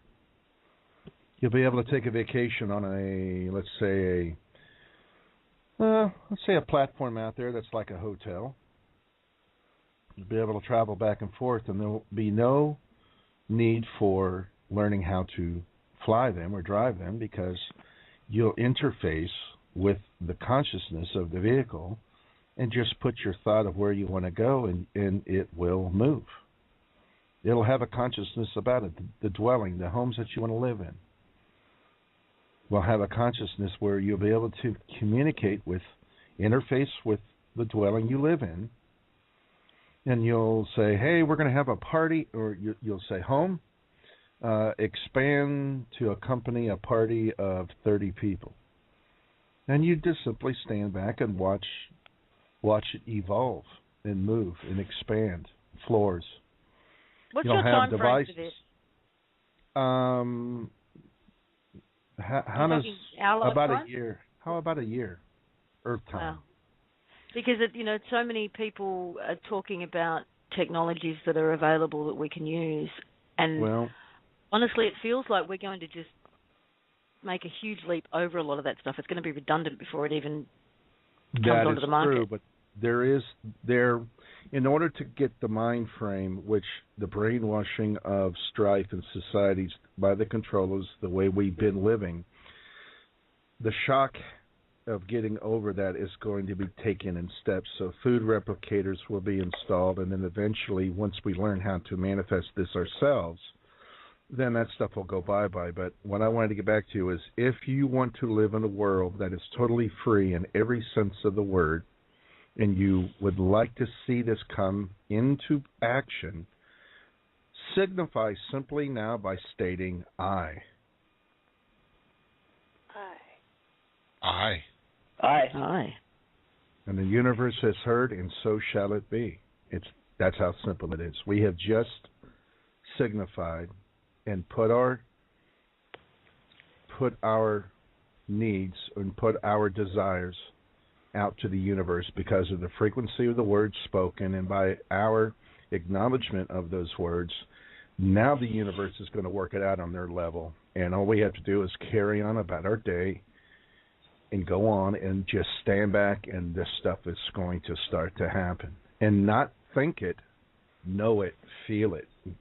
Let the head rest and let your heart speak. You're getting quite a few eyes in the chat room as well. Yeah. Make sure you say your eyes out there for everybody listening.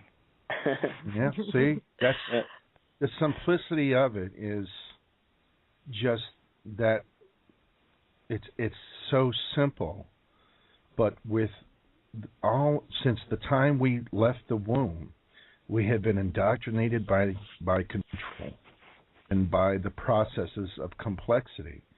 Once we make this journey back to source and prime, once we begin to remove the shackles of pain and strife and tyranny and allow those energies from prime to re-enter, it's simply as saying, prime, source, the force of nature, I give you permission to wake me up. It's that I've been simple. doing that consciously before I go to sleep now. There you go. I want to remember. Tell me what I need to remember now. And that's why you are in the position that you are, as well as everyone else on this line tonight. You have made the conscious decision, and the universe has replied. So congratulations. We're doing it.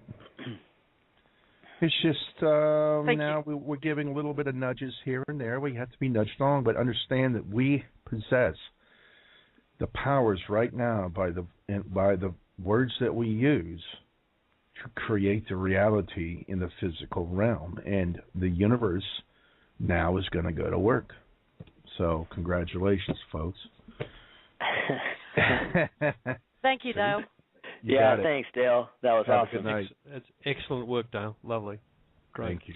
Have a good night. You too, Dale. That was lovely. Okay. Area code 143. Area code 143. That would be you. 43. Oh, is that me? That's you. That's you, 143. Oh, Yes. sorry. I was trying to think what it would be. 143 is I love you. Oh, thanks, man. So, appreciate What was your you, Brian. name, sorry? Okay, it's Mark in Australia. Oh, hey, Mark. Is that Mark? Yeah, it is. How are you going, Lisa? Oh, I'm good, man. So, how are you? I'm really excited G'day, Mark. to get on. I'm really excited about what you guys are doing. It's very, very exciting. Wonderful work. The reason I'm calling to ask a question is that I'm working.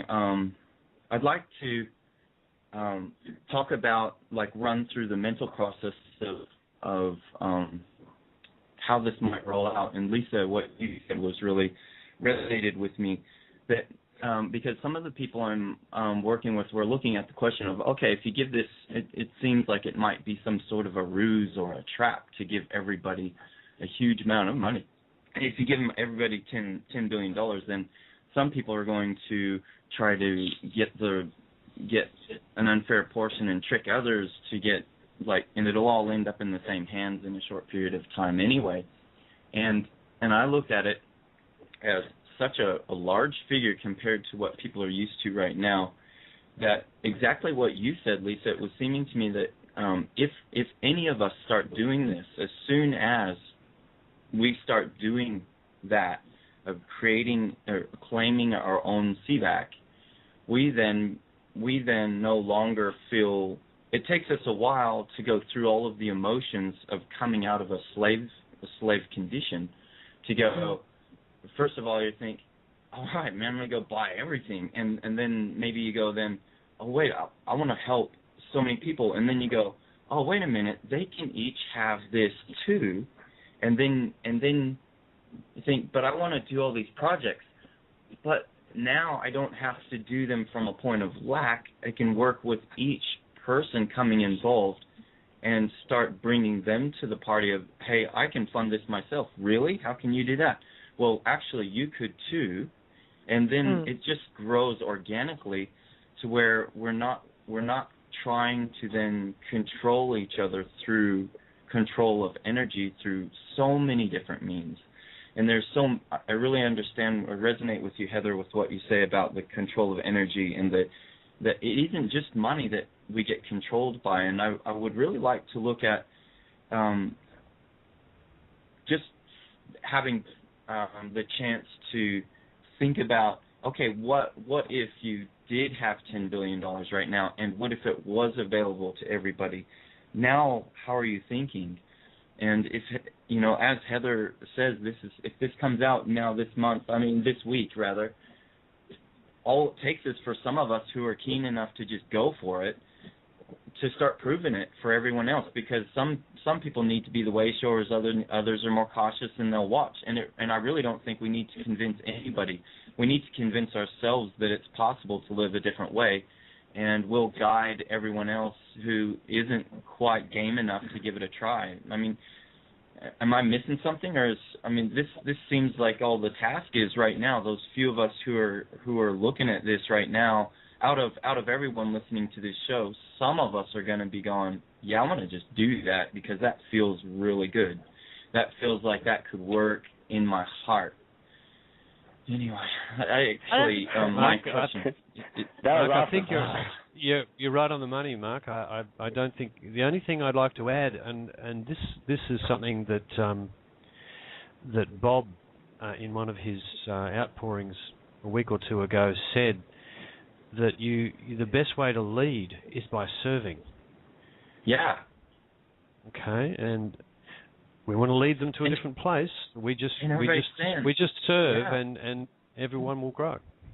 You go, yeah. Somebody's having a hard time. You go, hey, I think I can help you with that. And while you're helping them with that, you go, hey, you could actually be rid of this problem forever if you want to just start working with in a different way, and then you're educating. And some of the people in the chat rooms are going like, oh, I don't know what I could offer. I mean, Linda Sunshine, Rays of Sunshine, she's so amazing. She comes out with all these, she's got such energy, and she teaches people really well. And when it gets down to it, and there's this group, this group of people, it's just a little tiny pocket of people who care about each other.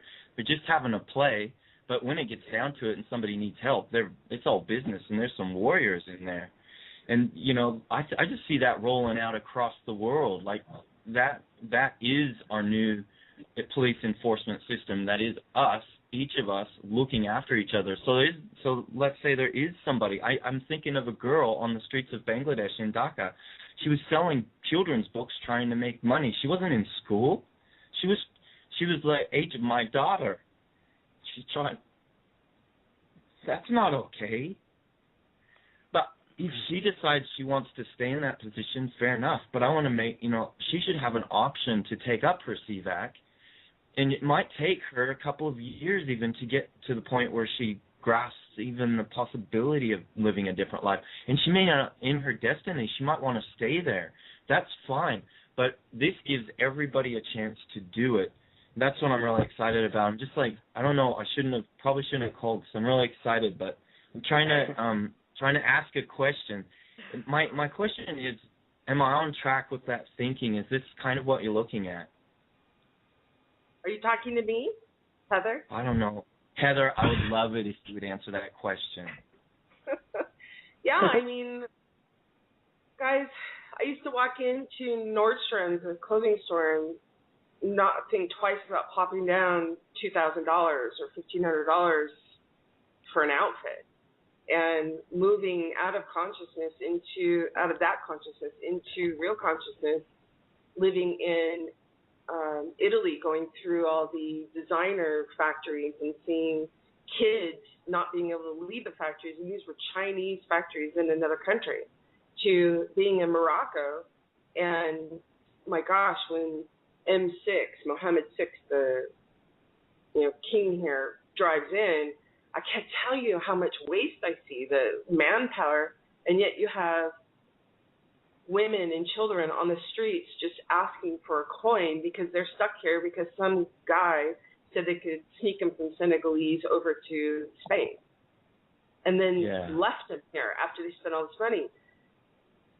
Everyone needs to be able to have the tools. They need to know who they be, have the opportunity to know who they be, and then to make a different choice. So all that's coming back to them is their own value that was stolen. And I am so excited. I look at people as we're driving now, I look at people and I really want to record what they look like at this moment so that when they know and when the tools all come down, I can see the difference and really enjoy the difference in the energetic pattern of that being and of the surroundings around me from the before and after. I'm so excited. And yes, I thought about everything that you're talking about. I think you're right on, at least for what resonated with me, it's the same thing. Thank you. Thanks, Mark. Thanks Heather, you. for that. Thank you. Well, thanks, Mark. Yeah, thanks. Okay, we're going to move on to caller 703.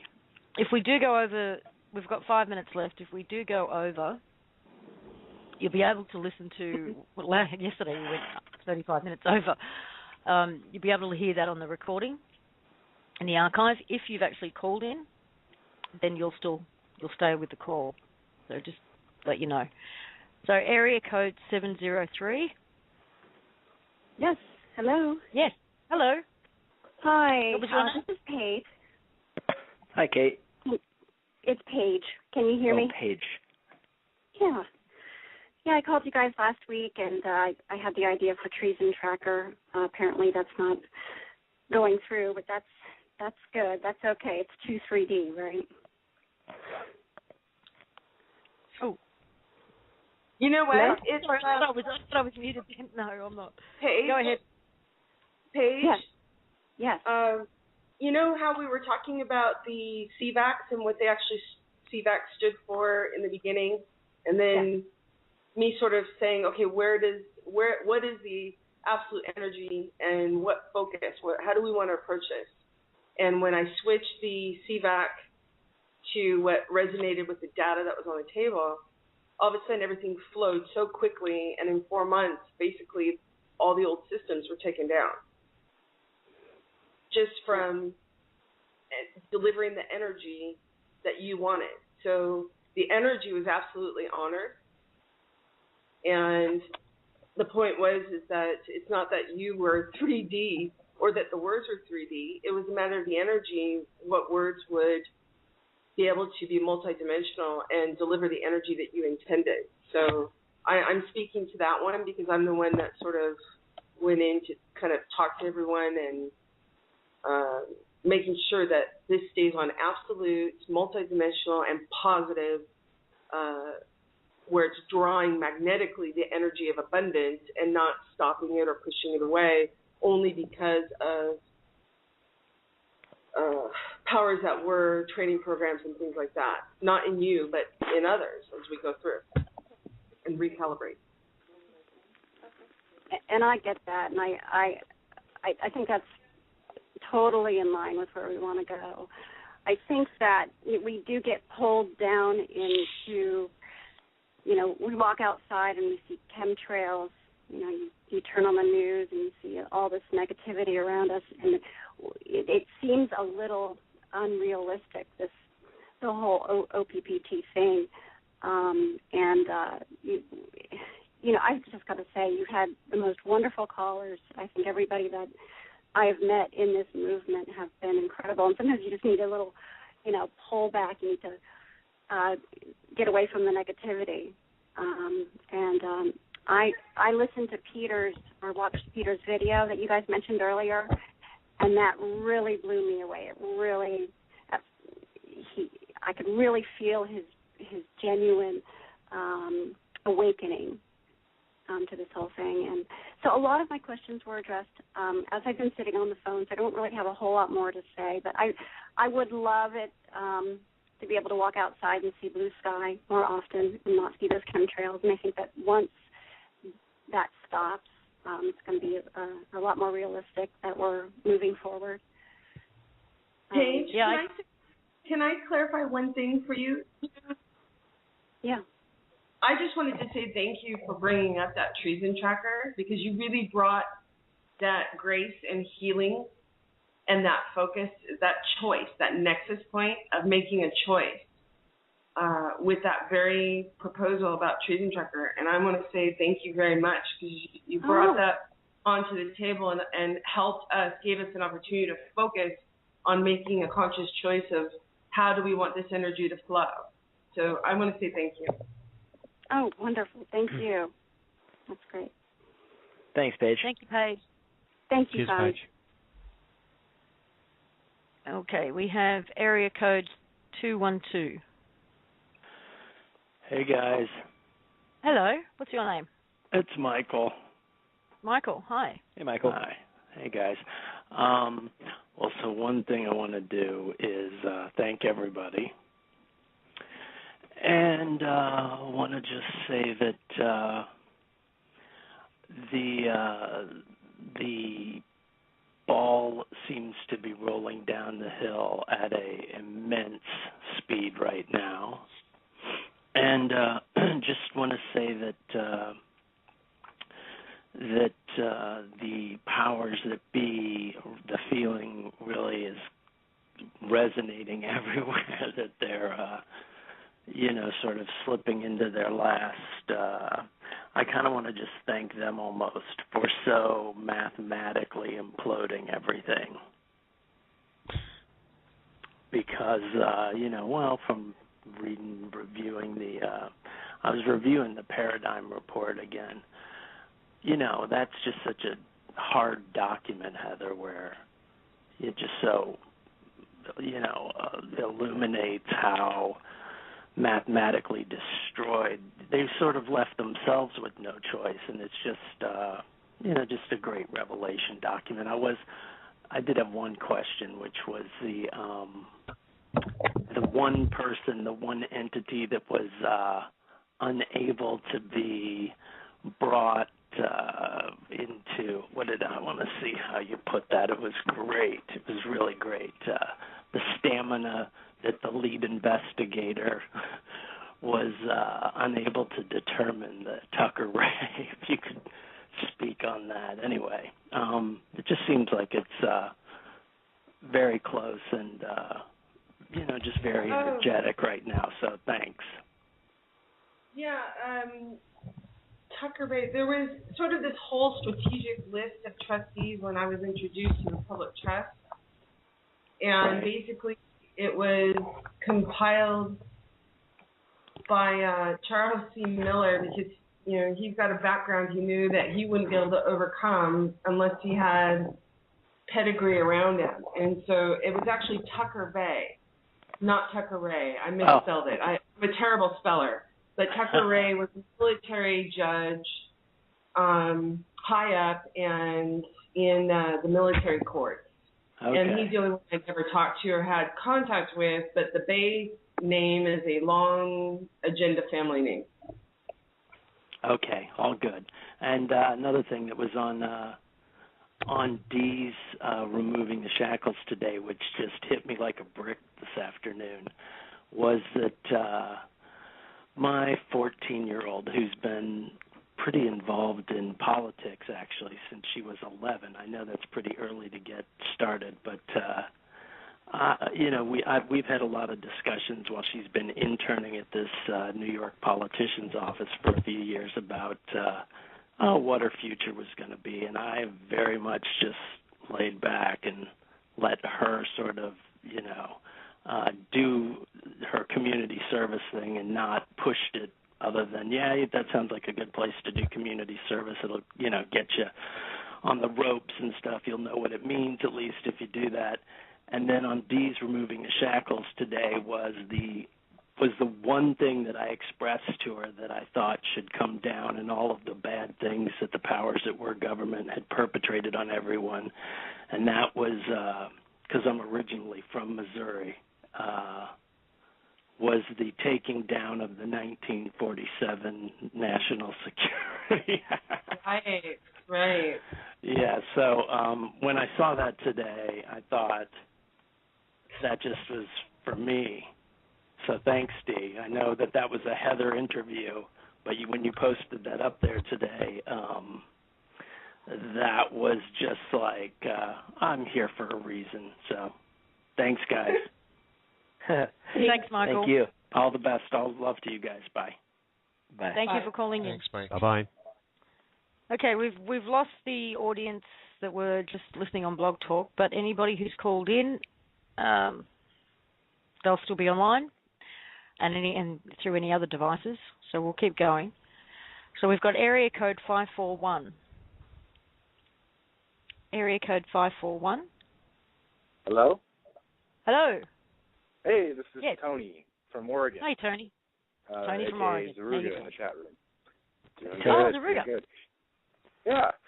So I wanted to call in and answer pretty much the same question that almost every caller so far has asked, which is, what are we going to do? For myself, like a lot of listeners, a lot of 3%ers, I consider myself a visionary. But I really want to be a part of manifesting that, taking action and moving towards it.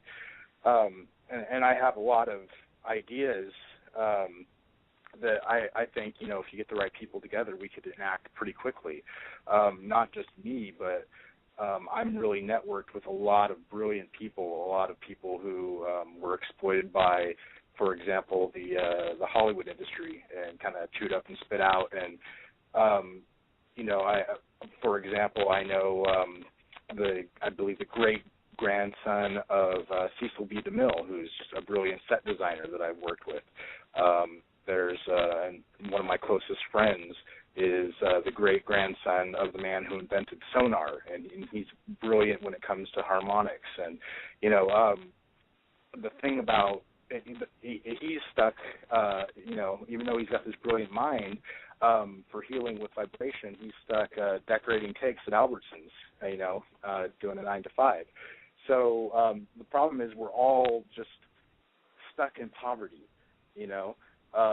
and none of us can move. Like, I can understand it and say, like, okay, I need to be able to move, but I can't explain this to, my wife in a way that she can understand and essentially release me to start gathering people. You could see me as the Pied Piper of let's go build the future city, if you want to. And even if I just have to be the cheerleader to get behind everyone and just say, like, enough, we know how powerful this is from all these other dimensions, but let's do something here. Let's come together. Let's gather the people. Bob and I, we share that same kind of religious childhood. I was a Jehovah's Witness as well, and for all their faults, the one thing I think was beautiful about them is they could get a few hundred people together and build something in a weekend, and if they can do that using religious control, why can't we do that? Because it's the future that we want. Why can't we just gather all those people, all the willing people? We can. How many people listening on here? Yeah, exactly. Yeah. Why? Let's do it. How do we free ourselves, though? What was your name again, my man? Tony.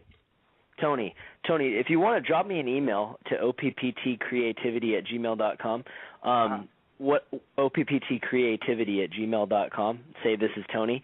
I'll put you through to some folks that you'll resonate with. I mean, what we're going to find out here real soon is that when people are totally free to create, unencumbered, and without limit, the amount of ideas and the amount of just amazing creative concepts that are going to come out of people is going to blow people away. I mean, I already know of just to throw a quick shout out to Nanako and Luke. They put together this document that I've been reviewing for the last couple of days. It's mind blowing. It's like a blueprint for creation and projects and all the different the different industries and the different areas that can be fixed and repaired, and what Hope Girl 2012 has put out with her Fix the World project.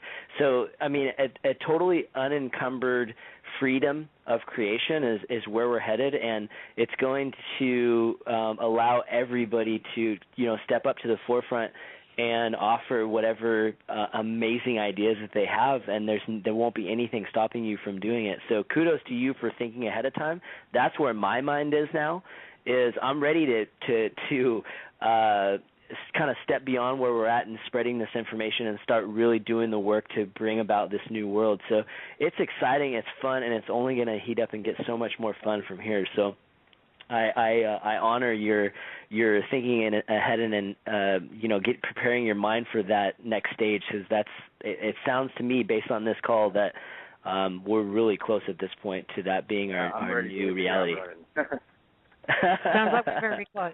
Very close. I have one more question before I sign off. I have a close friend from childhood who's another brilliant inventor. He actually physically created an additive to gasoline that doubles and triples mileage. And this went before Congress. They fought over how they were going to distribute it. One side wanted to release it to the military first and save the money that way. And ultimately it went nowhere. In the meantime, he basically drove himself insane trying to work himself through the night to figure out how to do this without emitting any kind of toxins. Long story short, he ended up having to sell the patent to a gasoline petroleum company, and of course their plan is to sit on it or make it go away. The thing is, this technology is there, and I'm wondering how I can use all this information to potentially free it back from. I don't even know which company it is, but if I could find out that information, maybe we could pry it back out of their cold dead hands. And it's stopgap. It's not where we want to go, but I mean, it's one thing that could free people up immensely and allow us to be consuming less petroleum while we figure out the next thing. Yeah. Drop me an email, my man. Let's talk. Awesome. You said OPPT-creativity@gmail.com? Correct. Perfect. All right. Thanks, Cool. Tony. I'll talk to you later. Thanks, Tony. Thank you, everyone. We'll try and squeeze another couple in. So, people, if you can keep it short questions, and we'll keep our answers short, then we'll try and get through as many as we can. So, area code 808. Hi. Hi. This is Ginger. Aloha, Ginger. everyone, on the Big Island. Aloha. And hey, you guys. And thanks for. Hi, Ginger. I've liked your post. Oh, thanks. Yeah, KP surprised me. It just went out. He usually always calls and says, "May I?" And I went. I always say yes, but this time he just did it, and it was just great. But listen, I'll try to keep it short and brief. I am so hot to trot. I've got this disclosure group, and one of the members has, independent of really paying that much attention initially to the whole, the op document when it first was announced, in his heart, he wanted to find a way to come up with money for folks to fund their dreams. And he has a lot of connections, and he's already doing it. We had a meeting a couple weeks ago, and tomorrow night some people are flying over from Oahu, and this project's going to get funded already. So, I had to kind of get his attention and say, okay, but here's this other way as well. And one of the dreams that I have is I've got my eye on this huge building, waterfront, and I want it to not only be a global visionary artist collective, but it hit me. It's like, well, we need a place for him to meet up and to have a little mini, I guess, CVAC, kind of like substation, and also for Hawaiians, and Native peoples those that have never forgotten, okay, how things work. But I'm just taught to get going, and so I'm, if this drags on for I don't know how many more weeks before I can start really tapping into some assets that parallel the 3D world, then I'm going to have to look for another job. So I don't know if it's dependent.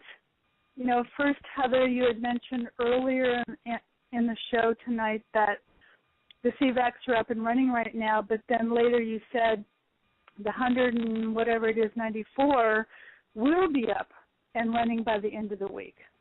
And so I'm kind of confused because I'm thinking, well, maybe it's dependent on when disclosure happens. Here, so I know where you're going. The CVACs themselves, CVAC stands for Creations Value Asset Center. Yep. That is you. That is me. Exactly. Okay, and then the systems are what are going online this week. So I will be able to apply because, I got my hand on the phone to call a real estate agent immediately and get on it. But there's no point in doing that until I know it's really going to happen this week. Yeah, the CVACs themselves are already up and running. That's what all the being and doing has been going on. Right. And I've already made my list and I've been dreaming. Okay. I already made my list and dreaming. Yeah, go on. Yeah, the systems themselves, imagine like having a library, right, on your corner. Okay. And that library is connected to all the other libraries around the world, so you have the same access to the data that all the others do. Okay. That is the system. And that way you can travel wherever you want to go, wherever your adventures and your choice of adventure takes you. You have access. Okay. Did we lose Heather? Yeah, I can't hear her.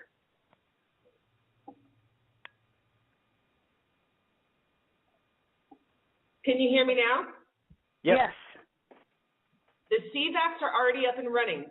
Each CVAC is a manifestation in Source's universe. So it's not even just the people. It's all manifestations in Source's universe.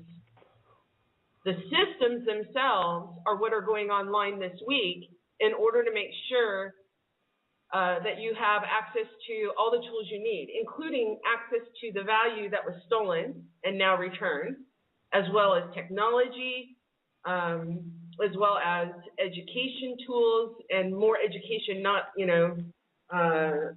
Christopher Columbus landed on America. Okay, if we're talking about education as far as how to manifest the tools and the abilities within you to magnetically draw energy to you so that you have abundance of value and you can manifest anything you want, abundance, without expectations from the old systems telling you how you can create and not create. Does that make sense, the difference between CVAC and the CVAC system? Absolutely. I mean, the system is really just a temporary, how should I say, vessel, and it's a bridge. So, because at some point, all the beings at some point in their journey won't need those systems anymore, and they may become teachers within those systems for the younger generations. Well, that's what I also want to see happen in this building, where we have what we call in Hawaii talk stories. We borrow from the Hawaiians, and it's have discussions about this so people can learn, but also have the visuals. And I'm so excited I can hardly stand it. And I just want to thank you guys. I mean, Brian, you have been working your tail off. I got your email this morning. I don't know where you get all your energy, but and I'm turning 63 tomorrow, so this is my birthday week, and I cannot be more excited. Happy birthday! Thank birthday, girl. So many blessings to each and all of you, that have helped. You've done all the research, and you've put all the pieces into place for people to understand and where to go to look. And, Heather, your integrity, no matter how much it's questioned, sideways, backwards. I don't mind the questioning. It's fine. And for you to come out, though, to show people how you work, like you did today. You said, well, I just didn't know. Okay, then that caused a problem for me. But once I figured it out, then I could just move past it. It wasn't a problem. I mean, it's just being transparent like that is just beautiful. So I'll let the next person come on, but many blessings of absolute aloha to each and every single one of you and all of you listening. Thank you, Jinder. Thank you. You too. Thank you. Okay, we'll try and get through a couple more, but please keep it brief. Okay, area code 631. Area code 631. Hi. Yeah, hi. This is Sal from Long Island. How are you? Good, Sal. Hi, Sal. Yeah, first of all, what you guys are doing and what I'm hearing for the last few weeks is wonderful. Thank you very much. We've been on almost every call and trying to absorb it all. But my concern is, it's not a concern, but, I'm a financial advisor. I handle people's money, the hard-earned money over the years, and, I do it honestly and with integrity, and, I really, really, enjoy working with people in that sense. Now, but on the other hand, me knowing, and I've been knowing what's going to come down for a while now as far as, spiritually and in the 5D sense. So it's hard for me to do my job sometimes. But the main question is, I guess, when this all comes down, I guess I'm going to get a lot of calls, from clients and wanting answers and so on. So my question is, how would, people in my position handle that? I mean, because I have a lot of colleagues, who I haven't spoken about this at all to, because they'd probably, call my clients and say this guy's crazy. I don't know, But how do you guide a guy like me that does this kind of thing for a living? And also, I handle people's health insurance and all that. What I'm saying is, I'm not saying that I won't take the calls, but I'm going to get a lot of calls. So, is there any sense of how this is going to come down, and for people in my position that do this, but know what's going on? You know what I'm saying? Yeah, I do. I absolutely do. And what I can say is this: you probably have one of the best databases because of the field that you're in to make a transition a hell of a lot easier than attorneys. I can tell you that. Because number one, you're working with energy. You're just working with the representations of it. And the representations and the flow of the financial system is basically a hidden process, but you'll recognize it. So really, it's just a matter of giving you and making sure that you have access to the tools. As far as being crazy and all that, believe me, I've been there within the banking system, and I would say that there's going to be enough visual evidence or visual events that the crazy word won't come up. Number two, you'll be able to transition into the energetic part of the financial system and actually probably be a very active participant with the tools that are out there to assist your clients to understand and move through the fact, okay, maybe you don't have your $1 million account anymore, but you have a 10 billion one over here. And, talking with people about how this energy process of value actually works. The financial system is really a copy with hidden layers over it, so you don't really know the prime of it all. Does that answer your question a little bit? Yeah. I mean, I kind of sense that that's the way it would go down. I've been told by intuitives that I'll have a role, and somehow when this comes down, and I don't know. So I guess that'll be my role because I have so many clients. But so that's. But I just want to share one more thing because I thought it was pretty interesting. But a few weeks ago, I was invited for a seminar on the exchange, New York Stock Exchange, after hours. Yeah. And I was there, as an advisor, of course, but I was really a spy because I was actually sending, I guess love energy, to the system, saying, because I've never been on the floor before, and it just felt like I was in the belly of the beast. I mean, it was just incredible to see, the floor of the stock exchange, and I'm looking around, and I'm going, oh my God, I'm seeing Goldman Sachs, I'm seeing all the names, and I'm just like, I just, and there were a lot of people around, so I was just like sending energy, and so when I left. And I'm a Reiki practitioner, so I turned around and just sent just a blast of Reiki into the stock exchange. I really felt good, I felt like I did my parts in some way, Good for you, man. Thanks. Yeah, before you go, I'm having a similar conversation with my accountants as your customers are having with you, but they're actually on the page as well, and I've already said to them what you just expressed, that they're going to have a role with their own clients, because they've got a lot of clients too, to actually educate them as to what actually happened.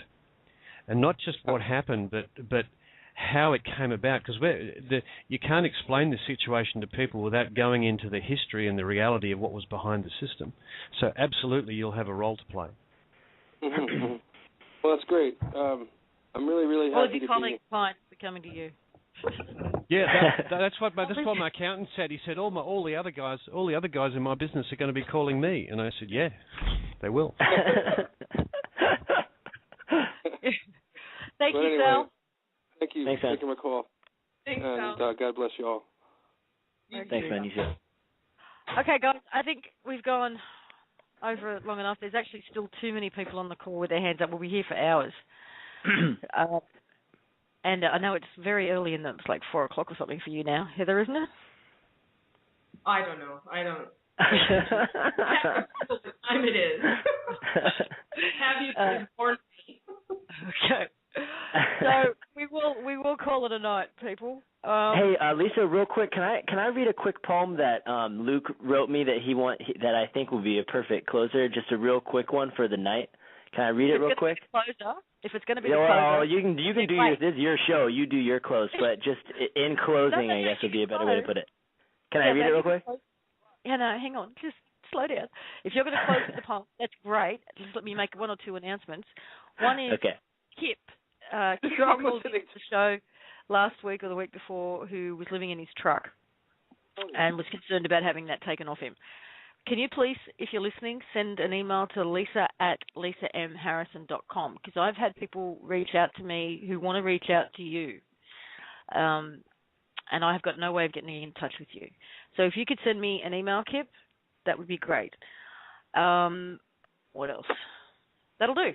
Actually, that'll do. We are going to take it out with Brian and his poem from Luke. So thank you, everybody. Okay. All right. Thanks, Lisa. Okay. At the touch of love, everyone becomes a poet, Plato said. But he's dead, so I'm here to give you words instead. Because a zombified dream world is what you have been fed. If you look outside a real world, you'll see you've been denied. They lied to take control of your soul, but you're eternal, which they don't want you to know. So follow me through a sea of stars on journey to find your eternal hearts. You are a God of limitless creation, our days of slavery on this plantation, are a mere blip in our universal nation. So rise with all your might, because tonight we end the plight. We save ourselves and win this fight. Expand our consciousness to fill with light. Wake up, brothers and sisters, tonight's the night. We leave the dream and enter the real, where love abounds and no one is ill. We've won, it's over, just take the red pill. That is awesome. Thank you. Thanks, Luke. And goodbye. Goodbye, everybody. Goodbye, everybody. Bye, everybody.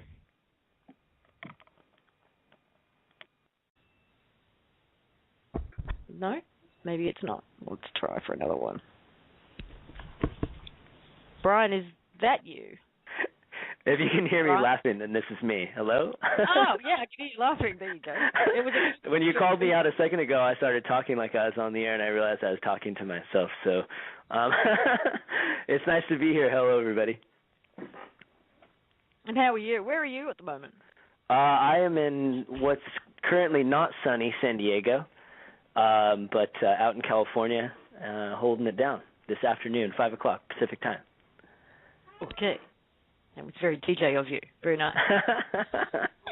I'm in a really silly mood, so there might be a lot of laughing tonight. I'm sorry. Ahead of time. Well, I tell you what, moods have been all over the shop, have they not? Oh, to say the least, yes. It's been a little bit of a roller coaster the last 48 hours, but it's all fun.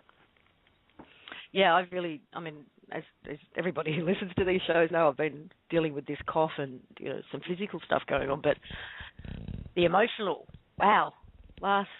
Today is what, Wednesday for me, midday, kicked off Sunday night. I could have won all sorts of awards the last couple of days from my children, and I'm sure none of them are very pleasant. And the kids themselves, I'm saying, wow, what a roller coaster. My little one started kindy this year, and she's one of those kids who couldn't wait to get there. She's been absolutely excited every morning to go, loves it. And yet Sunday night, for some reason, had a complete meltdown, was hysterical for 2 hours at the idea of going to school the next day.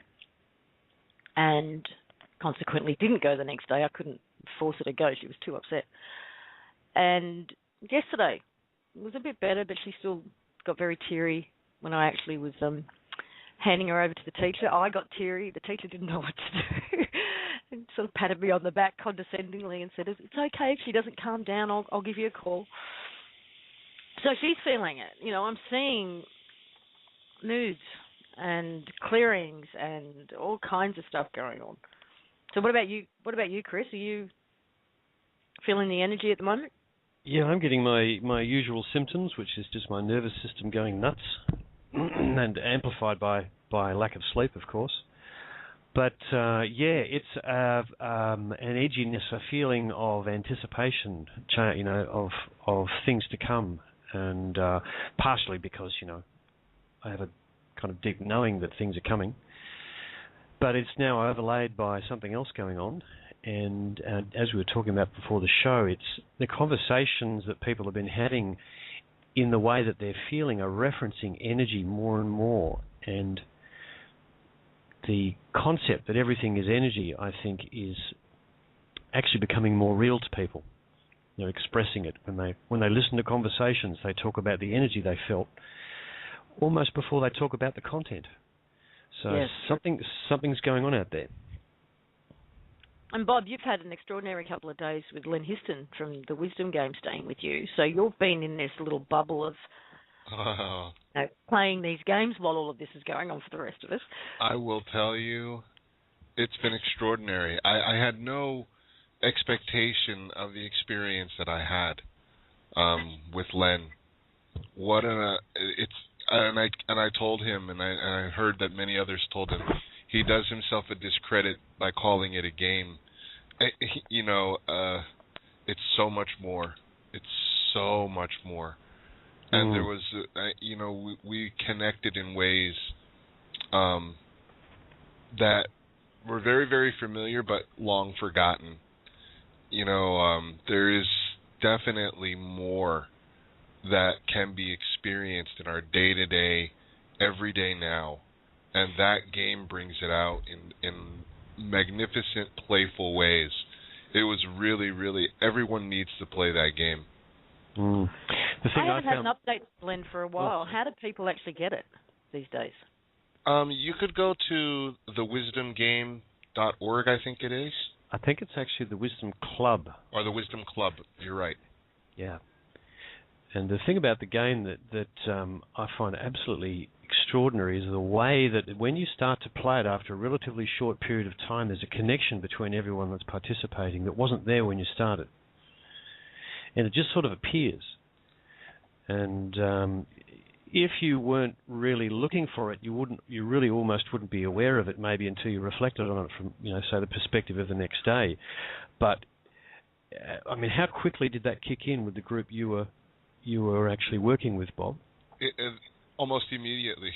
It was crazy. Yeah. It was.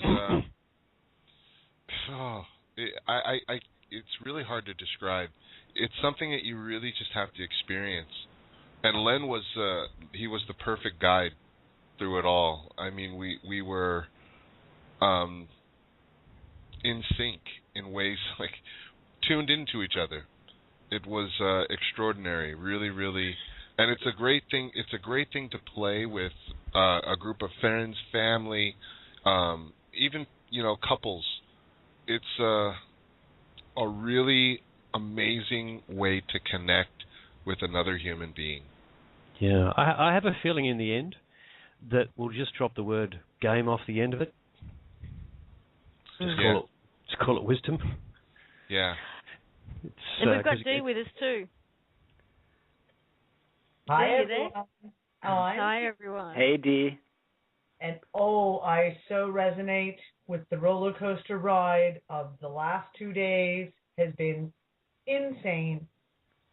My kids, my 5-year-old who is on the autism spectrum and has Asperger's, he has had meltdowns, the likes of which I've never really even seen him have before.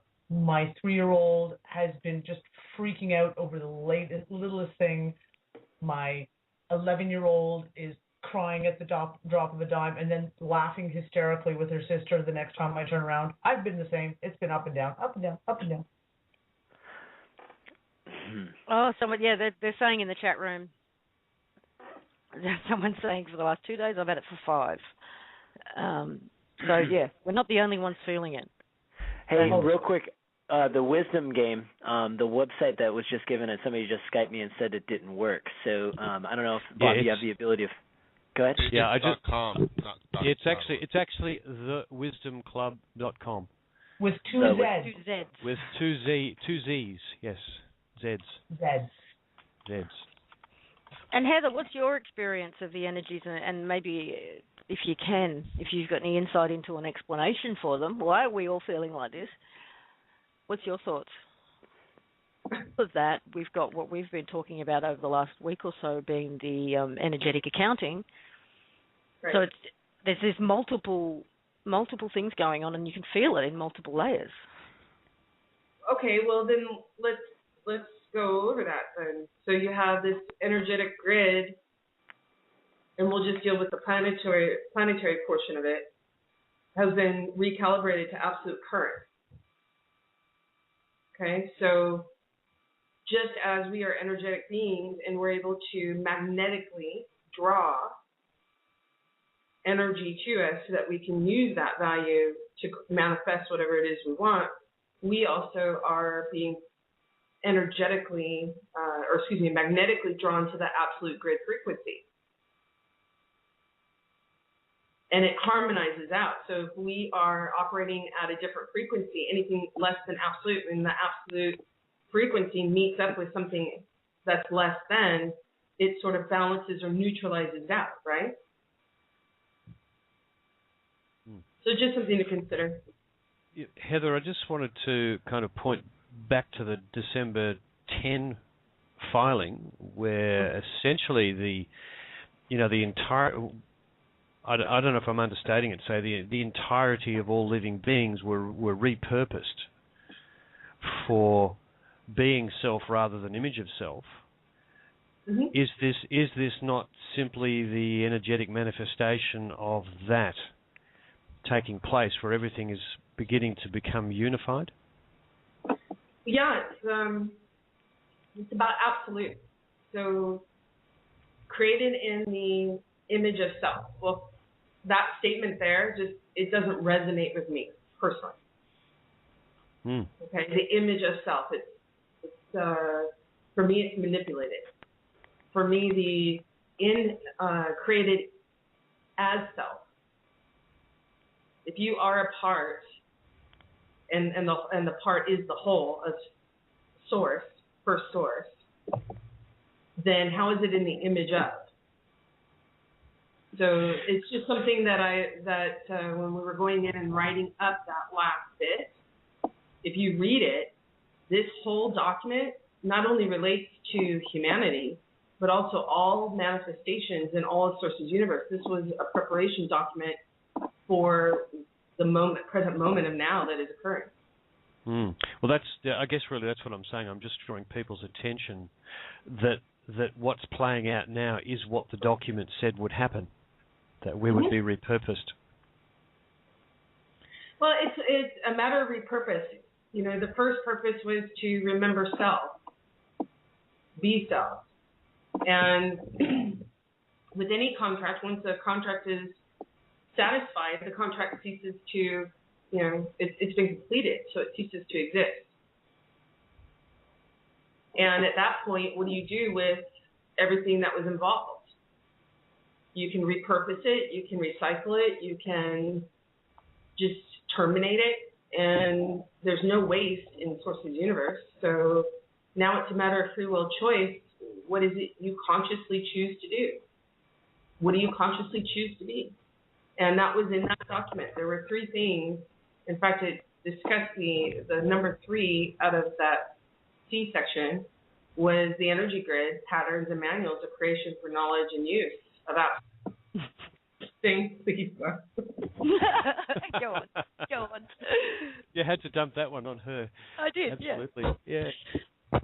Well, Chris, don't think you're gonna get out of helping.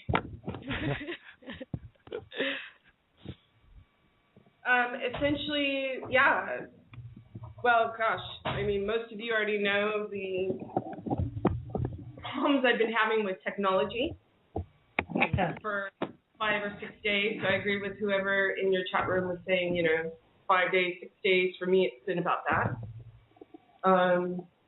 My children are very sensitive to that as well. So not only do I have tech issues, but then also assisting them in sort of ferreting out, letting them know, just feel what you're feeling, let it flow through you, and don't hold on to it, honor it, respect it, but then choose whether to do something with it or just let it go. And it's also helped me in consciously doing the same thing, making that choice. So as far as the energies, they're being felt, in my experience at least, across the board. So anything that is in my consciousness is experiencing these heavy shifts in energy. And it goes back to what our discussions were about the absolute grid. There's energy grids throughout Source's universe. And a lot of them have been calibrated at different frequencies. And right now, as of or prior to January 21st, I had someone, AK and GW, asking about the disappearances of some of the gateways. The military was kind of up in arms as well, kind of trying to figure out where did they all go, what happened to the vortexes, what happened to all this. Well, everything was just recalibrated energetic-wise throughout the social universe to absolute current and uniform, universal. So that allows... No, sorry, keep going. Well, that allows for the next moment that's actually here now in the present, which is the big disclosure, and having that absolute data flow in as we pull it down, as we attract it. So in order to know those other parts that are outside of this planet, there needs to be at least some kind of communication or a grid that is uniform for those particular different densities or frequencies to become more universal, more uniform, right? Right. Yeah, it does feel schizophrenic right now in the sense of energetically schizophrenic because there's so much going on. It feels like the ether itself, and I guess this is what you're referring to with the energy grids or the portals, is getting lighter and lighter in frequency, and that everything's trying to come into balance with that. And as we saw and observed last year on this show, that nothing that was fraudulent or false flag or false in nature lasted very long. Right. It feels like now it doesn't stand a chance. It's not even that it lasts very long. It doesn't even get a foothold. And on top of Blog Talk Radio.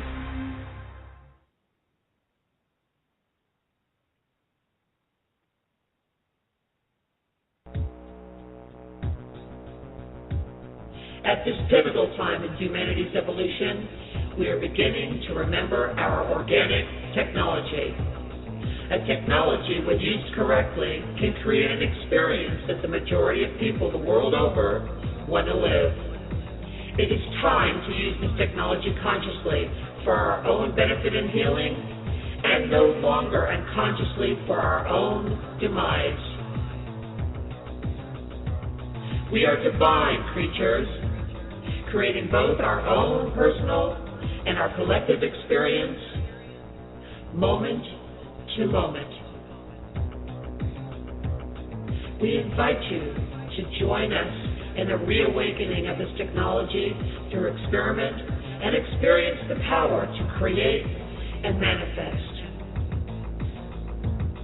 Become part of the 3%. The collective imagination.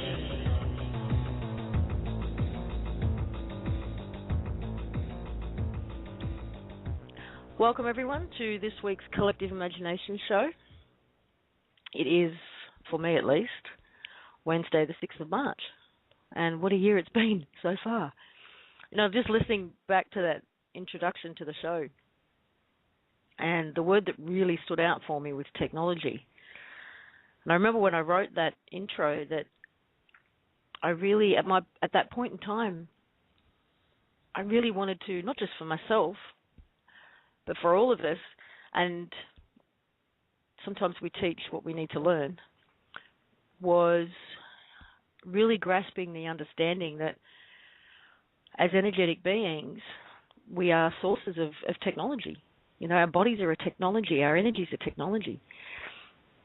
And I think, for me, the way we've launched back into this year, the way 2013 has presented itself so far, we are seeing opportunities constantly to really acknowledge and get a handle on this technology. And I think we're going to be touching on a bit of that today, the technology in its various forms and expressions. So before I go any further, we'll bring out the rest of the crew that we have on board today, which is Chris in Melbourne. Hi, everybody.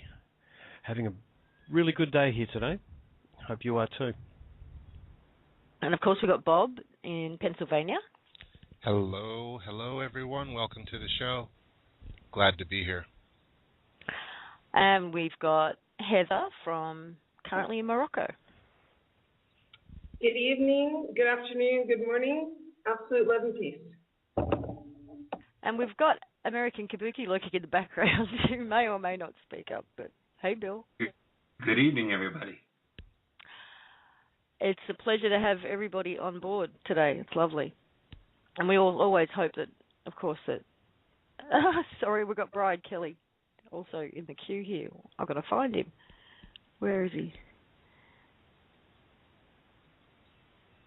Brian, is that you? Hello, Brian.